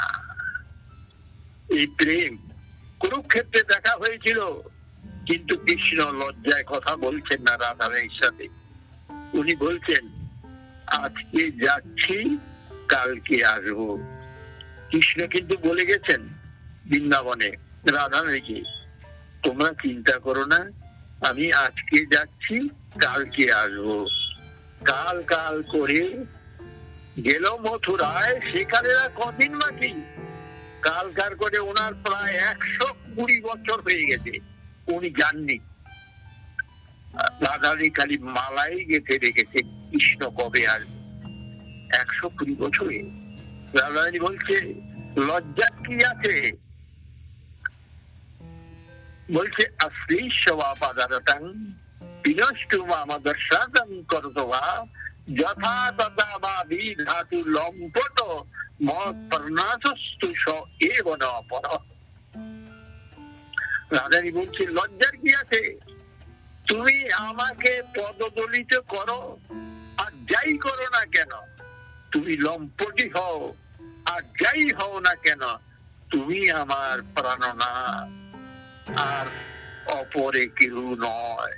এই হলো ভালোবাসা, প্রেম। অর্থাৎ এই যে প্রেম কোনদিন ধ্বংস হয় না। কিন্তু এই জগতের পুরুষ মানুষটি বুড়ো হয়ে গেল, ব্যাস আপনার থেকে সব চলে গেল। একটা মেয়ে মানুষ অপরের বাড়িতে যা কাজ করে, পুরুষটাকে বাবা বলে, ছেলেগুলোকে দাদা বাবু এবং কাকা বাবু এসব বলে, আর গিন্নিকে মা বলে। কেন বলে জানো? কেন বলে? 40 টাকা মাইনার জন্য। 40 টাকা মাইনা দেওয়া বন্ধ হয়ে গেলে ব্যাস সব সম্পর্ক শেষ। বাবা মা দাদা কিচ্ছু বলে না। তাহলে যতদিন তাকে 40 টাকা দেয় ততদিন সে বাড়ির আত্মীয় স্বজনকে বাবা মা দাদা কাকা বাবু ইত্যাদি বলে। আমরাও সেই রকম, যেই রিটায়ার হয়ে গেলাম, বুড়ো হয়ে গেলাম, ভগবানকে ডাকি। যতদিন উনি স্বার্থ পূরণ করেন আমরাও সেই রকম ভগবানকে ডাকি। যতদিন ভগবান আমাদের স্বার্থ পূরণ করেন, ভগবান ভালো। স্বার্থ পূরণ না করলে ভগবান ভালো না। কিন্তু রাধারানী কিন্তু তা নয়, মনে রাখবেন। কিন্তু রাধারানী তা নয়। এই রাধার ঋণ প্রেম শোধ করবার জন্য ভগবান এসেছেন। ভগবান সর্বশক্তিমান, পারেন তিনি সবকিছু করতে। কিন্তু নিজের মুখেই বললেন রাধারানী আমি কিন্তু পারলাম না। পারেননি? নিজের মুখে বলছেন তোমরা আমাকে এত প্রীতি করছো, আমি কিন্তু পারলাম না। আমি পারছি না। তখন বললেন পারলে না, তার চেষ্টা করলে না কেন? বলছে ব্রহ্মার মতো পরমায়ু পেলেও পারবো না, আমি পারবো না। তখনও ঋণী থাকবে রাধে, তখন ঋণী থাকবে। ঋণী থাকা কি ভালো? তখন বলছেন যে ঋণ শোধ করবো কি করে? তখন বলছেন আমি সম্পত্তি দিচ্ছি, তুমি নাও। তিনি রাধার ভাব এবং কান্তি নিয়েছেন, রং আর ভাব। রাধার ভাব ও কান্তি নিয়েছেন, নিয়ে হয়েছেন গৌর হরি, গোবিন্দের গো আর রাধার রা, নিয়ে হয়েছেন গোরা। দুই মিলে হলো গোরা। ভগবান আসছেন জীব ছুটে সাধনায়, আর ভগবান আসে করুণায়। একটা শিশু দোতলায় কিছুতেই হামাগুড়ি দিয়ে সে নিচে আসতে পারছে না। সে কাঁদতে পারে কিন্তু পারছে না, সে খালি কাঁদতেই পারে। মা রান্না করছে নিচে, শিশু কান্না দেখে মা দৌড়ে আসে। শিশু যদি না কাঁদে তবে মা আসে না। জীব যদি সাধনা না করে তবে ভগবান করুণা করে না।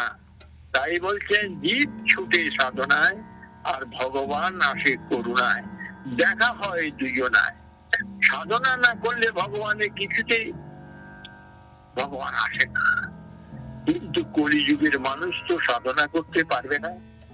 বলে ভগবান কৃপা করতে পারেন, ভগবান ভক্তি দিতে পারেন না। তার ভক্তি দেওয়ার ক্ষমতাটা নেই ভগবানের। টাকশালে টাকা তৈরি হয় কিন্তু গেলে পাবেন না। ব্যাংকারের কাছে গেলে পাওয়া যাবে, ব্যাংকে গেলে পাবেন, ব্যাংকারের কাছে গেলে পাওয়া যাবে।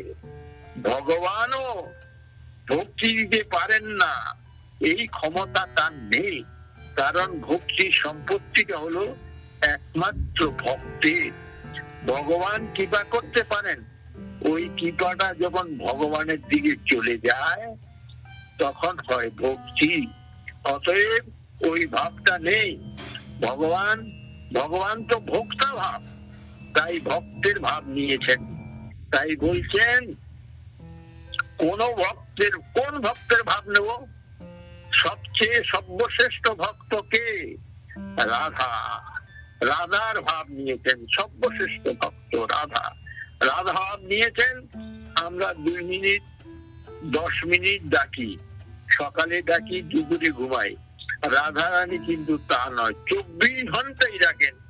তিনি দেখলেন সর্বশ্রেষ্ঠ ভক্তকে রাধা রানী, তার ভাব ও কান্তি নিয়ে হয়েছেন গৌর হরি। এবার গৌর হরি এসেছেন নবদ্বীপে। গৌর হরি তিনি এসেছেন কলিযুগে যুগ ধর্ম হরিনাম সংকীর্তন প্রচার করবার জন্য। তাই হরিবল বলছেন, গৌর হরি ছুটছেন হরিনামে। হরিনামে ঝাড়খণ্ডের বাঘ ভাল্লুক নাচে। ঝাড়খণ্ডে চৈতন্য ভাগবতে, চৈতন্য চৈতামিতে আপনারা দেখবেন, চৈতন্য চৈতামিতে গৌর হরি ছুটছেন হরিনামে। ঝাড়খণ্ডের বাঘ ভাল্লুক নাচে, জগাই মাদাই তারা পরিবর্তন হয়। কাজী চাঁদ কাজী হাত জোর করে প্রণাম করে। এরা করছে কেন? রাধা রানী পঞ্জীভূত বেদনা দিয়ে নাম করছেন। শব্দে যদি বেদনা থাকে, সেই বেদনাযুক্ত নামে অপরের চেতনা সঞ্চার করতে পারে। যদি বেদনা না থাকে, তার প্রাণে যদি বেদনা না থাকে, তবে অপরের চেতনা সঞ্চার করতে পারে না। আমরা যখন গান করি, ওই ছোট সকালবেলায়, জীব জাগো জীব জাগো গোরা জাগলি কত নিদ্রা যাও মায়া পিশাচির কোলে। নিজেই ঘুমাচ্ছি, অপরকে কি যাচ্ছে, হ্যাঁ, সে নিজেই ঝুলে ঝুলে পড়ে যাচ্ছে।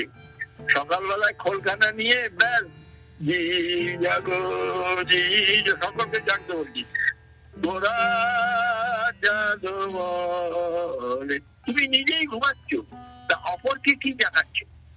একটা বৈষ্ণব গান করছে, এদেশে আর রবো না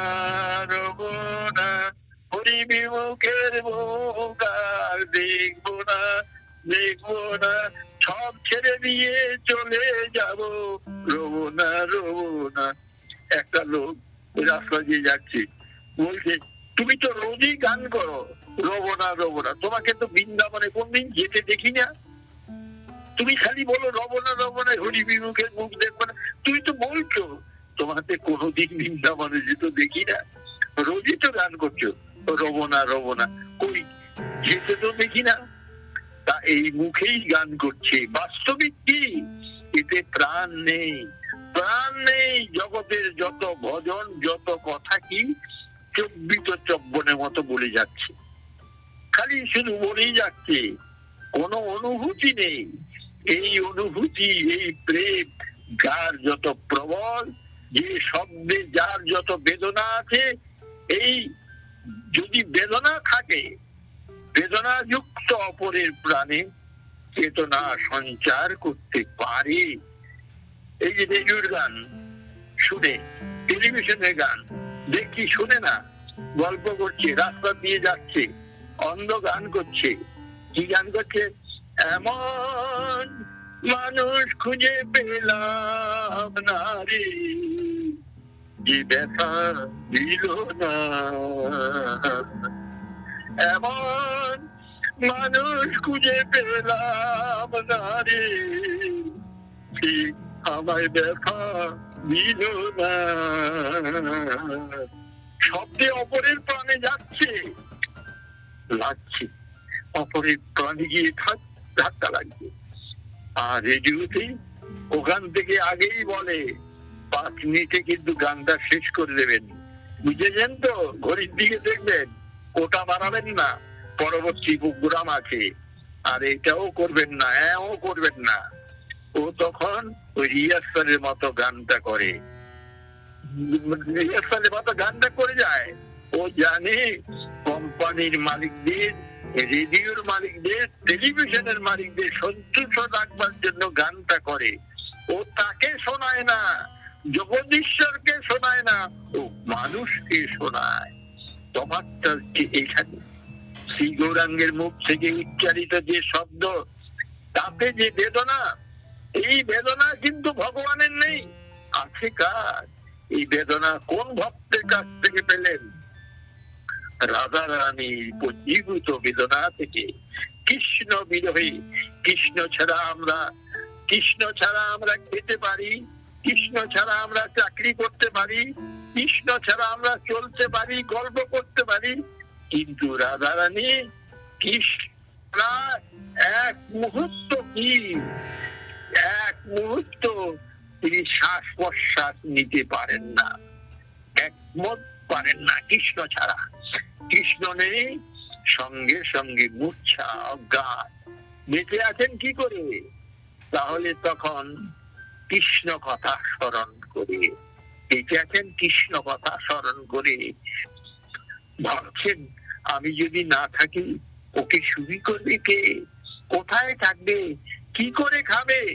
এই ভাবনা চিন্তায় তা বলছেন, জল থেকে মাছকে তুললে মাছ যেমন বাঁচে না, রাধারানী থেকে কৃষ্ণ বিয়োগ হয়ে গেলে আর কখনো বাঁচার সম্ভাবনা নেই। তবু বেঁচে আছেন কি করে? তামালকে আলিঙ্গন করে, তমাল বৃক্ষকে আলিঙ্গন করে।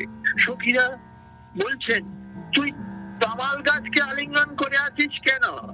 কৃষ্ণ নয়, তাহলে এত সুখ পেলাম কি করে? কৃষ্ণ ভ্রমে সুখ পাচ্ছে। তাই সেই ভাব, সেই কান্তি নিয়ে গৌরহরি আসছেন। তিনি হরিনাম সংকীর্তন প্রচার করছেন। বাহু তুলে হরি বলে এক পৃষ্ঠে চায়, কলির কলমশ নাশ প্রেমেতে ভাষায়। ঘোড়াচাঁদের মুখ থেকে উচ্চারিত নাম সকলেই করলো। বেনারসের পণ্ডিতেরা কিছুতেই করতে চাইছে না। বেনারস, কাশীতে, সেখানে কিছুতেই পণ্ডিতরা করতে চাইছে না। ভগবান শ্রীকৃষ্ণ চৈতন্য মহাপ্রভু বেনারসে গেছেন, সেখানে সব বড় বড় পণ্ডিত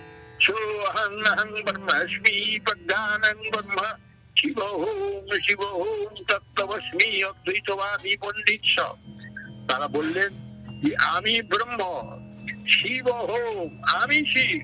শিব আবার কে? ও তো সাধকা নিরাত্মা ব্রহ্ম নিরূপ কল্পনা। সাধকের হিতের জন্য ওখানে শিবের মূর্তি করা হয়েছে, কিন্তু ওরা যখন চলে যাবে তখন আমি শিব। প্রমাণটা কি? ঘটাকাশ পতাকাশ। ঘটাকাশ পতাকাশ কি? এই যে 10টা ঘটের মধ্যে যদি চন্দ্রের বিম্ব পড়ে তবে 10টা দেখায়। আবার ঘটগুলিকে ভেঙে দাও, কিচ্ছু নেই, একটাই রয়েছে। সেই রকম ঘটাকাশ পতাকাশ মানুষ এইসব দেখছে। এই ব্রহ্ম রয়েছে, ব্রহ্মকে অহং ব্রহ্মাস্মি। ভগবান শ্রীকৃষ্ণ চৈতন্য মহাপ্রভু, আপনারা এইসব কথাগুলি চৈতন্য চরিতামৃতে বললে জানতে পারবেন যে এইসব কথাগুলি আমি চৈতন্য চরিতামৃতে থেকে বলছি। দেখুন, ভগবান শ্রীকৃষ্ণ চৈতন্য মহাপ্রভু বৃন্দাবনে গিয়েছেন, বৃন্দাবনে বেনারস হয়ে আসছেন। এমন সময় একজন ভক্ত এসে মন্ডলেশ্বর প্রকাশানন্দ সরস্বতীকে বললেন, अरे सुनिए महाराज, जगन्नाथपुर से एक संत आया जिसका पीछे 100 आदमी दोहराता है, हरि नाम कीर्तन करता है, सब लोग देख के आनंद मशगूल हो जाता है। आप उनका नाम सुना कि? उसको सुना कि देखा उसको? प्रकाशानंद सरस्वती तখন ओके बोलছেন, तुम बेवकूफ हो, बुर्बक हो। महाराज, आप हमको बेवकूफ बना दिया, बुर्बक बना दिया। काहे?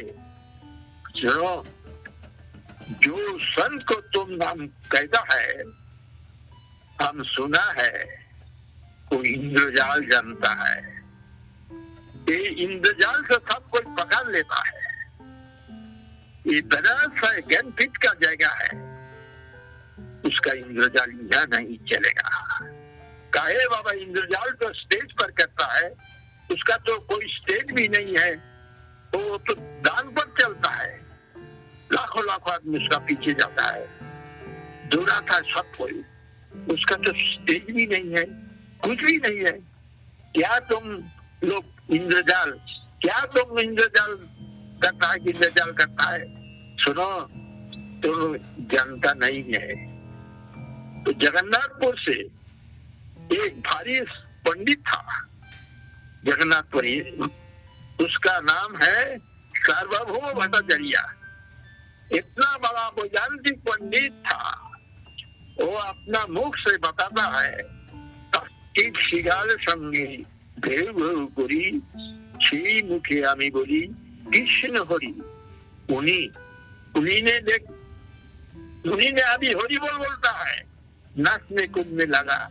लेवी तुम लोग समझो, तो उसका इंद्रजाल से सब कोई को पकड़ लेता है। वही चैतन्य महाप्रभु तुम बोलता है वो इंद्रजालिक है। ये तो बनारस है, ज्ञानपीठ का जगह है, उसका वो सन का इंद्रजाल यहाँ नहीं चलेगा।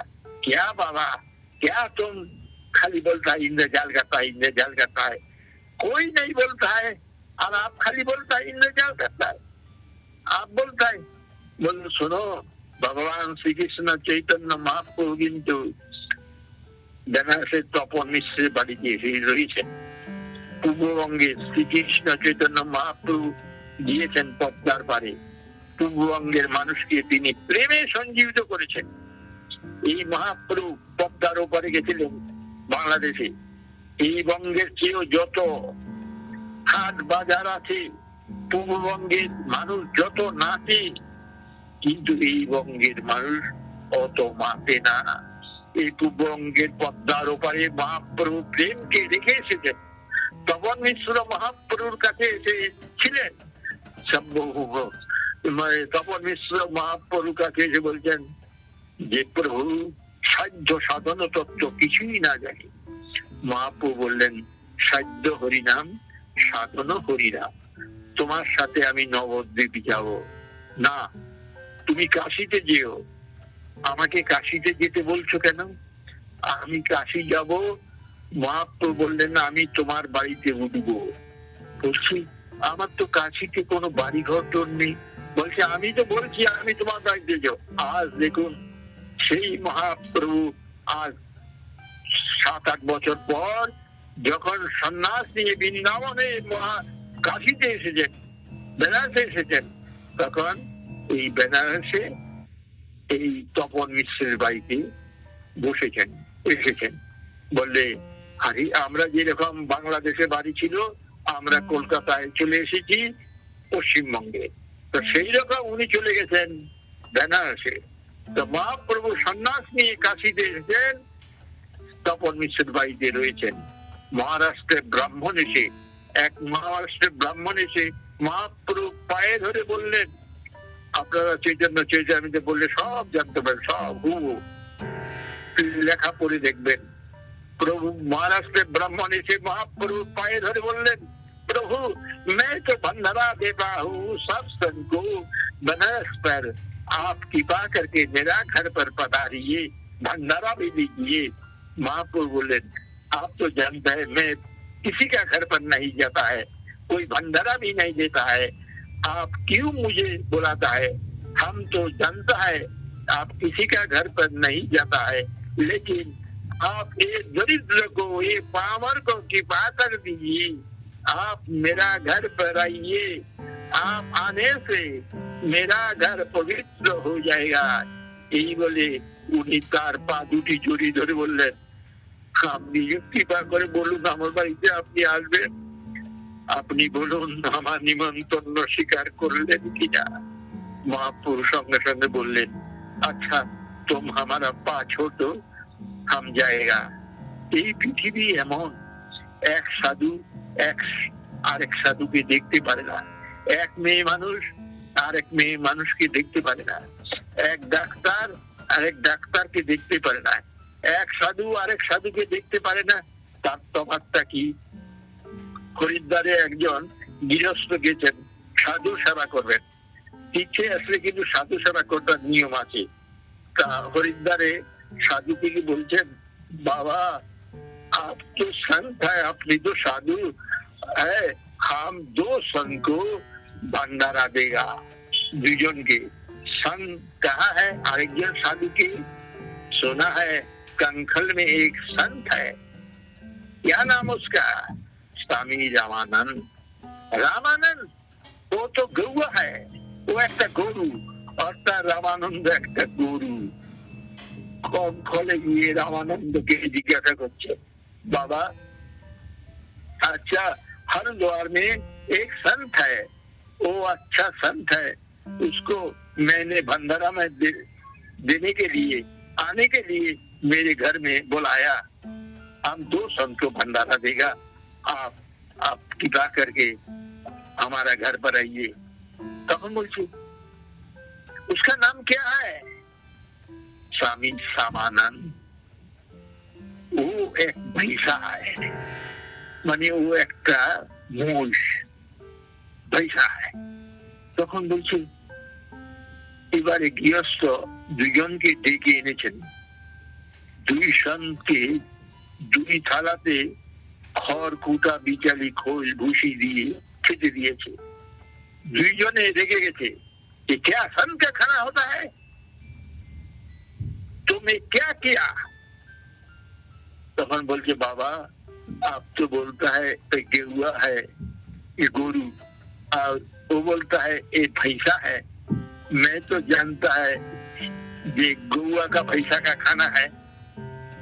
আপনারা তো জানার কি দরকার ছিল যে ওকে ওকে আপনি নিমন্ত্রণ করছি, আপনি আমার এখানে পোশাক পেয়ে আপনি দক্ষিণা নিয়ে চলে যাবেন। আপনি ও কোন হয় ও কোন হয় এত জানার কি দরকার? তখন বলছে एक साधु का खाना है, एक खन का खाना आता है।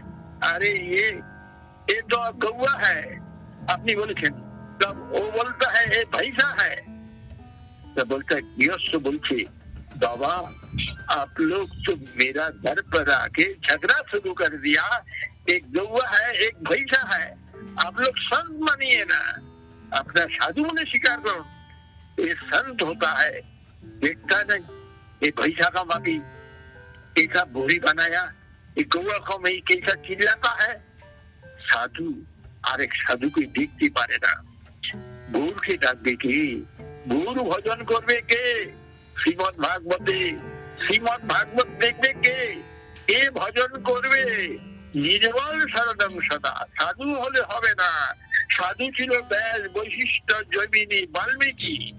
তাহলে সুখদেব কেন বলছেন ভাগবত পাঠ করতে গেলে টাকা লাগে? যে কোনো পাঠক টাকা ছাড়া কথা নাই। সুখদেব গোস্বামী কিন্তু বিনা টাকায় কিন্তু ভাগবত পাঠ করেছেন। কেননা 7 দিন লোকটা মরে যাবে, পরীক্ষিত মহারাজ 7 দিন লোকটা মরে যাবে, লোকটা মরে যাবে। বলছেন পরীক্ষিত মহারাজ বর্তমানে যে ডাক্তার ও এই ডাক্তার বলছেন modern doctor is kind of quality. বলছে কেন? বলছেন জম আর ডাক্তারের মধ্যে কে ভালো? জম আর ডাক্তারের মধ্যে কে ভালো? তো বলছেন জম ভালো। কেন?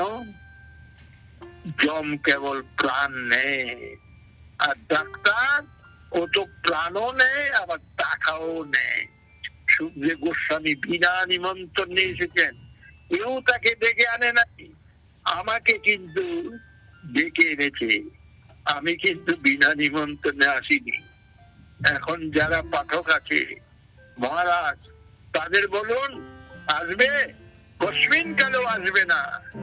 ভক্তি সিদ্ধান্ত ঠাকুর বলেছেন গ্যালন গ্যালন রক্ত খরচ করলে একটা মানুষকে হরিপথে নেওয়া যায়, আর এখন ভালো মন্দ খেয়ে গ্যালন গ্যালন রক্ত বাড়িয়ে মঠ থেকে বেরিয়ে যাচ্ছে। প্রাণ আছে যার সেই তো প্রচার। আপনি প্রত্যেকটা মঠে গিয়ে দেখবেন একটু যেই পাঠটা শিখলো অন্য মঠে চলে গেল, গিয়ে প্রচার করলো আর গুরু হয়ে গেল, আর অন্য মঠ তৈরি করলো। কত মঠ তৈরি করছে। তাই ভক্তি সিদ্ধান্ত সরস্বতী ঠাকুর দুঃখের সঙ্গে বলছেন গ্যালন গ্যালন রক্ত খরচ করলে একটা মানুষকে হরিপথে নেওয়া যায় না।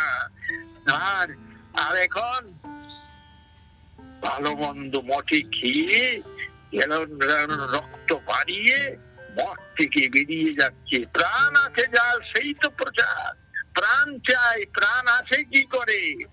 গৌরাঙ্গ বলে যে কানতে পারে সেই গুরু হতে পারে। আর গৌরাঙ্গ বলে তুমি কানতে পারো না, কিসের গুরু তুমি? কি কল্যাণ করতে পারো? পারো না তুমি কারোর কল্যাণ করতে। গৌরাঙ্গ গুণেতে জুড়ে নৃত্য লীলা তার সুরে, স্মরণ হলো জীবাতু স্মরণ। এই দেহটা কেবল কি, কেবল বাজে কথা স্মরণ করছে। কৃষ্ণ স্মরণ হবে কি করে? নামে প্রেম, প্রেমেতে স্মরণ। নাম যদি না হয় প্রেম হবে না, প্রেম না হলে স্মরণ হবে না। ভগবান শ্রীকৃষ্ণ মহাপ্রভু নির্দেশ, বাহু তুলে হরি বলে এক দৃষ্টে যায়, কলি কলমত নাশ প্রেমেতে ভাষায়। এখানে যাচ্ছেন, জানে এরা প্রেম রক্ষা করতে পারবে না, তাই তিনি নিজেই কলমশকে দুর্বৃত করছেন। মন্ডলেশ্বর প্রকাশানন্দ সরস্বতী তিনি বললেন, ইন্দ্রজাল জানে, ও ইন্দ্রজাল জানে, তাই ও সকলকে মত্ত করেছে। এই বেনারস জ্ঞানপীঠ का জায়গা হয়, এই বাবুকের জায়গা নয়। এখানে চলবে না। কৃষ্ণ চৈতন্য মহাপ্রভুকে মহারাষ্ট্র ব্রাহ্মণ নিমন্ত্রণ করে নিয়ে গেছে। প্রকাশানন্দ সরস্বতী উঁচু আসনে বসেছেন, উঁচু আসনে শিষ্যরা ওখানে বসেছেন।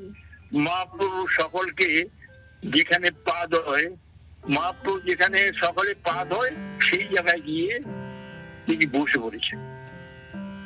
মন্ডলেশ্বর প্রকাশানন্দ নেমে গিয়ে বললেন, তোমারে দেখিয়ে সাক্ষাৎ নারায়ণ, হীনাচার করো ইতে কি আচরণ? দেখলেন একটা 24 বছরের অল্প বয়সের সন্ন্যাসী ওখানে বসেছে। উনি গিয়ে বললেন, তোমারে দেখিয়ে সাক্ষাৎ নারায়ণ, নারায়ণের মতো দেখতে, আর এখন এখানে তুমি বসেছ কেন? সবাই পা ধুয়েছে, ওখানে জায়গাটা নোংরা, হীনাচার করো ইতে কি আচরণ? তুমি হীনাচার করছো কেন? আমি তো পরে এসেছি, কাউকে ডিঙিয়ে যেতে নেই। দেখুন শিক্ষা নিয়ে মহাপ্রভু, আমি তো পরে এসেছি, কাউকে ডিঙিয়ে যেতে নেই।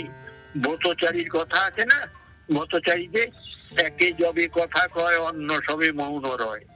একজন কথা বললে আর সকলে চুপ করে থাকতে হয়। সকলে কথা বললে তো হট্টগোল হয়, লোক সম্মত হয়, লোক সংগৃহীত হয় না।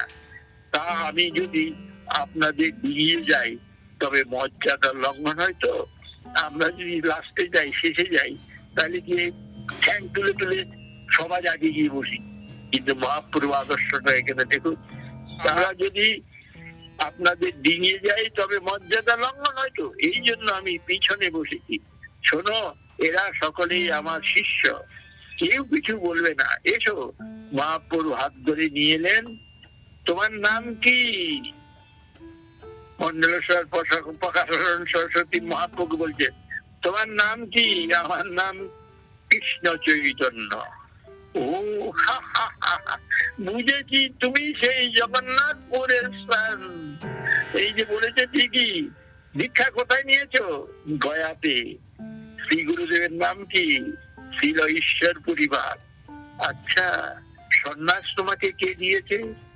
1510 খ্রিস্টাব্দে কাটোয়ায় কেশব ভারতের নিকট সন্ন্যাস গ্রহণ করি। উনি তোমায় সন্ন্যাস কি করে দিলেন? আমার তো মাথায় ঢুকছে না। কেন?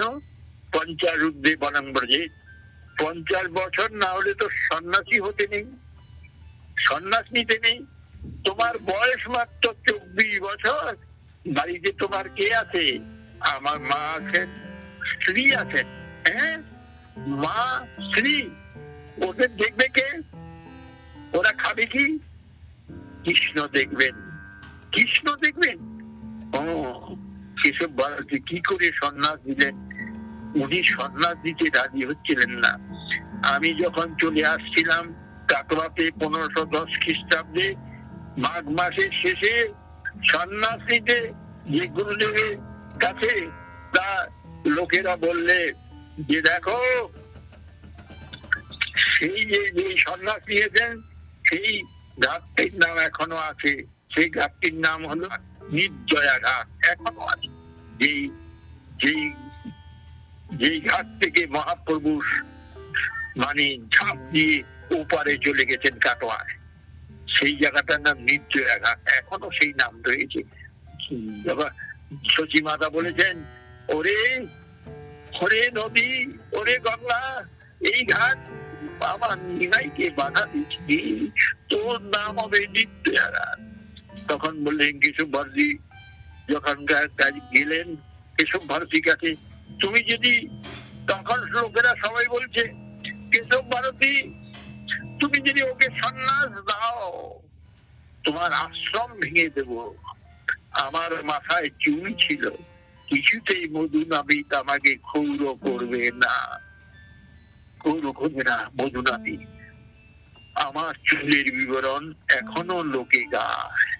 গোড়া চাঁদের যে কেশ, ডবল পাটের জোর পড়েছে, রাঙা রাঙা পা দিয়েছে, চরণ উপর দুলে যেছে কোচা গো, বাকমল সোনার নুপুর বেজে গেছে মধুর মধুর, আহারূপ দেখিয়ে ভুবন মুর ছাগো, রূপ দেখিয়ে ভুবন মুর ছাগো।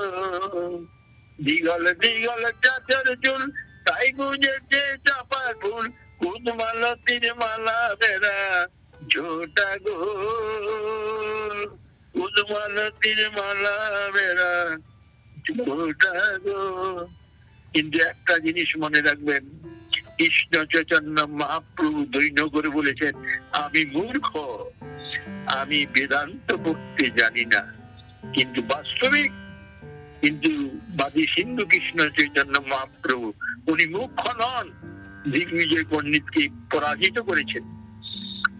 পণ্ডিতকে মহাপ্রভু বলছেন, জড় বিদ্যা সব মায়ার বৈভব, তোমার ভজনে বাধা অনিত্য সংসারে মোহ জনমিয়া, ঠিককে করো এ গাধা। এমএ পাস বিএ পাস করেছে, এখানে আসবে, ভগবানকে প্রণাম করবে, সালাম করবে, আর তুমি থাকলে ভালো, না থাকলে আরো ভালো।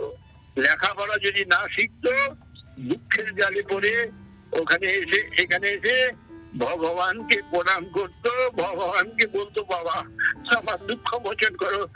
কানটাকে 2-3 বার রগড়াতো, নাকটাকে 2-3 বার মোচড়াতো, বাবা বাবা আমি কি দুঃখের মধ্যে আছি, আমি লেখাপড়ায়।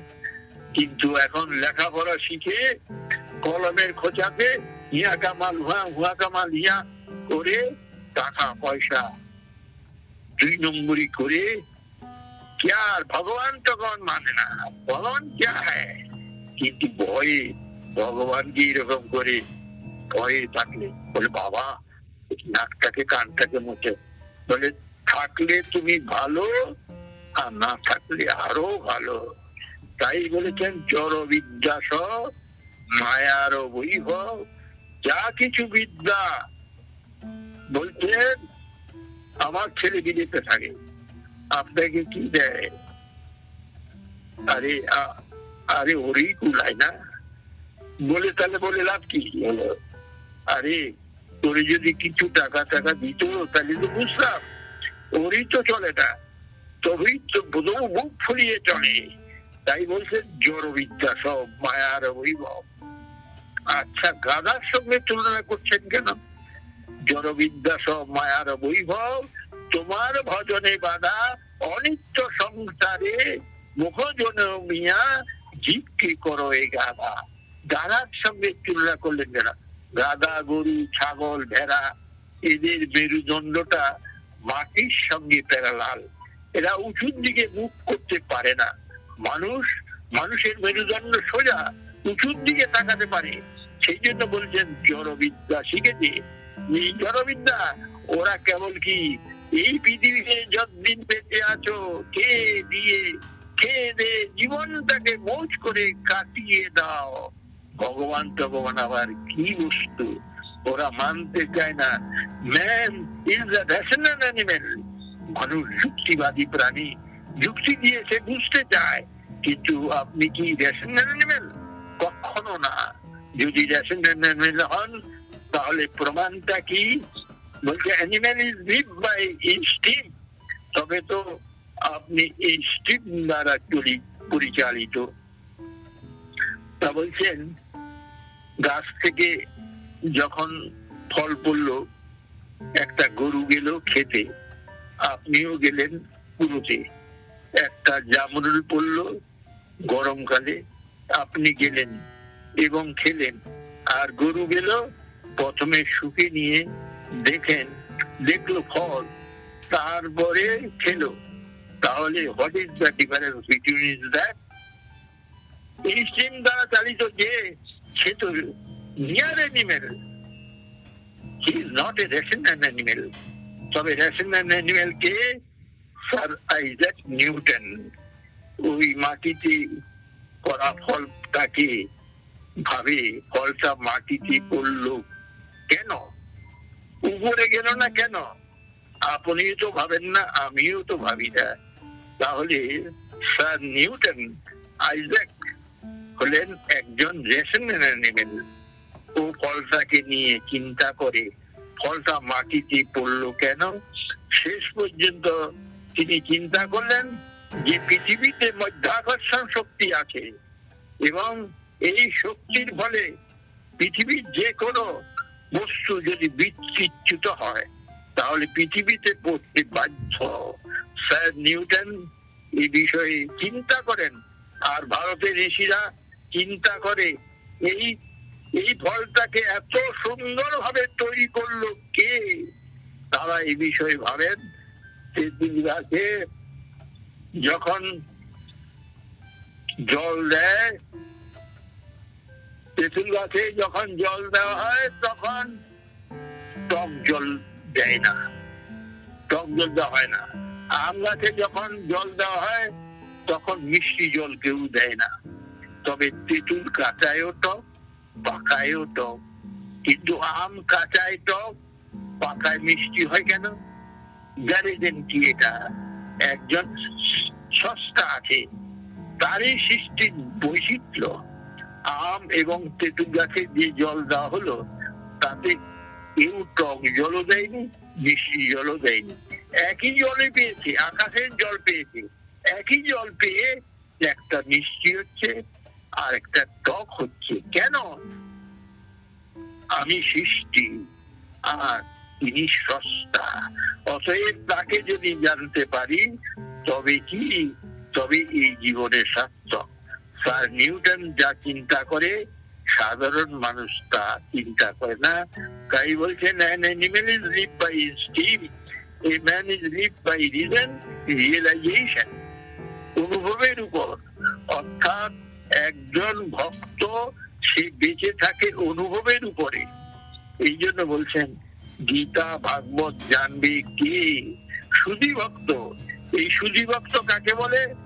সামান্য মানুষ ফল পেল খেয়ে নেয়, সামান্য পেল খেয়ে নেয়। আর যার একটু মনুষ্যত্ব আছে সে কি করে? ফলটাকে আত্মীয় স্বজনদের মধ্যে ভাগ করে খায়।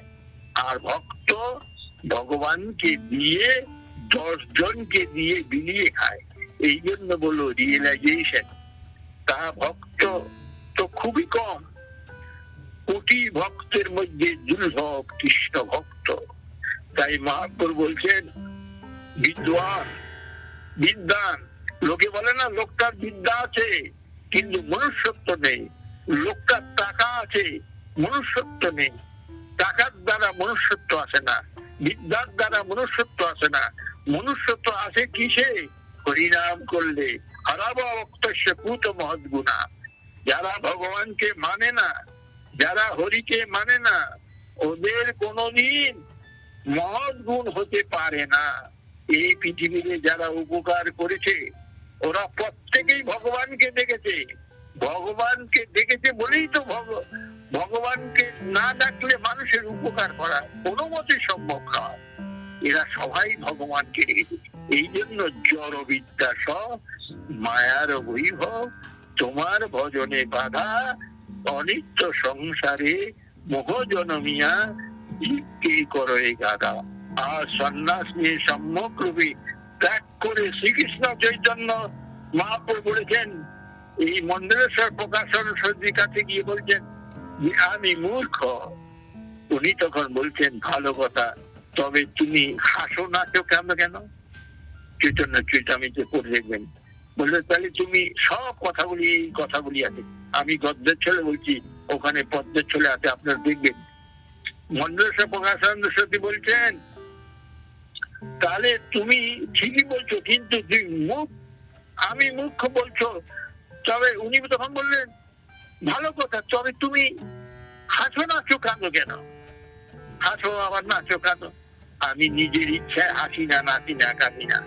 তবে গুরুদেব আমায় যে নাম দিয়েছেন সেই নামের ফলে আমি হাসি, নাচি, কাঁদি। শোনো কৃষ্ণ চৈতন্য, এই মন্ত্র তোমার জন্য নয়। তুমি গুরুদেবের কাছে গেলে না কেন? আপনার যে ধারণা, আমারও সেই ধারণা হয়েছিল। আমি গুরুদেবের কাছে বললাম, কিবা মন্ত্র দিলা গোসাই, কিবা তার ফল, জুবিতে জুবিতে মন্ত্র করিলা পাগল। আপনি আমায় কি মন্ত্র দিলেন, যা জপতে জপতে আমি পাগল হয়ে গেলাম। আমি তাড়াতাড়ি করমন্ডল এক্সপ্রেসের মতন বলে যাচ্ছি। আপনারা যদি না আসতেন, তাহলে এই কথা যদি আপনারা না শুনতে চাইতেন, তাহলে এই হরি কথা আমি কাকে বলতাম? তাই কবিরাজ গোস্বামী বলেছেন, সব শ্রোতাদের করি চরণবন্দন। এই পৃথিবীতে পাঠককে প্রণাম করে, কিন্তু কবিরাজ গোস্বামী একমাত্র শ্রোতাদের প্রণাম করেছে। এটাই আশ্চর্য পৃথিবীর হইতে। এটাই আপনারা মনে রাখবেন। এই পৃথিবীতে পাঠককে সকলে প্রণাম করে, কিন্তু কবিরাজ যিনি চৈতন্য চৈতামি লিখেছেন, তিনি কি বলছেন? আমি একমাত্র শ্রোতাদের প্রণাম করছেন। কেন? সব শ্রোতাগণের করি চরণবন্দন। দেখুন, এই কথা কিন্তু কেউ বলে নাই। এটাই আশ্চর্য। কেন? শ্রোতারাই তো হরি কথা উজ্জীবন করিয়ে দেয়। আপনারা যদি না আসতেন, তাহলে আমি হরি কথা এইভাবে বলতে পারতাম?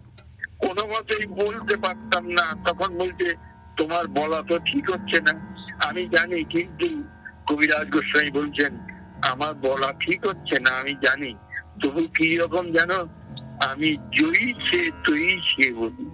কেন বলছি? আমি যেমন তেমন করে বলছি। কেন বলছো? আপন শোধিতে। আমি শোধন করবার, নিজেকে শোধন করবার জন্য বলছি। আপনাদের শোনাবার জন্য আমার এক বিন্দু ইচ্ছা নেই। না আছে আমার জামার বৈভব, না আছে আমার কাপড়ের বৈভব।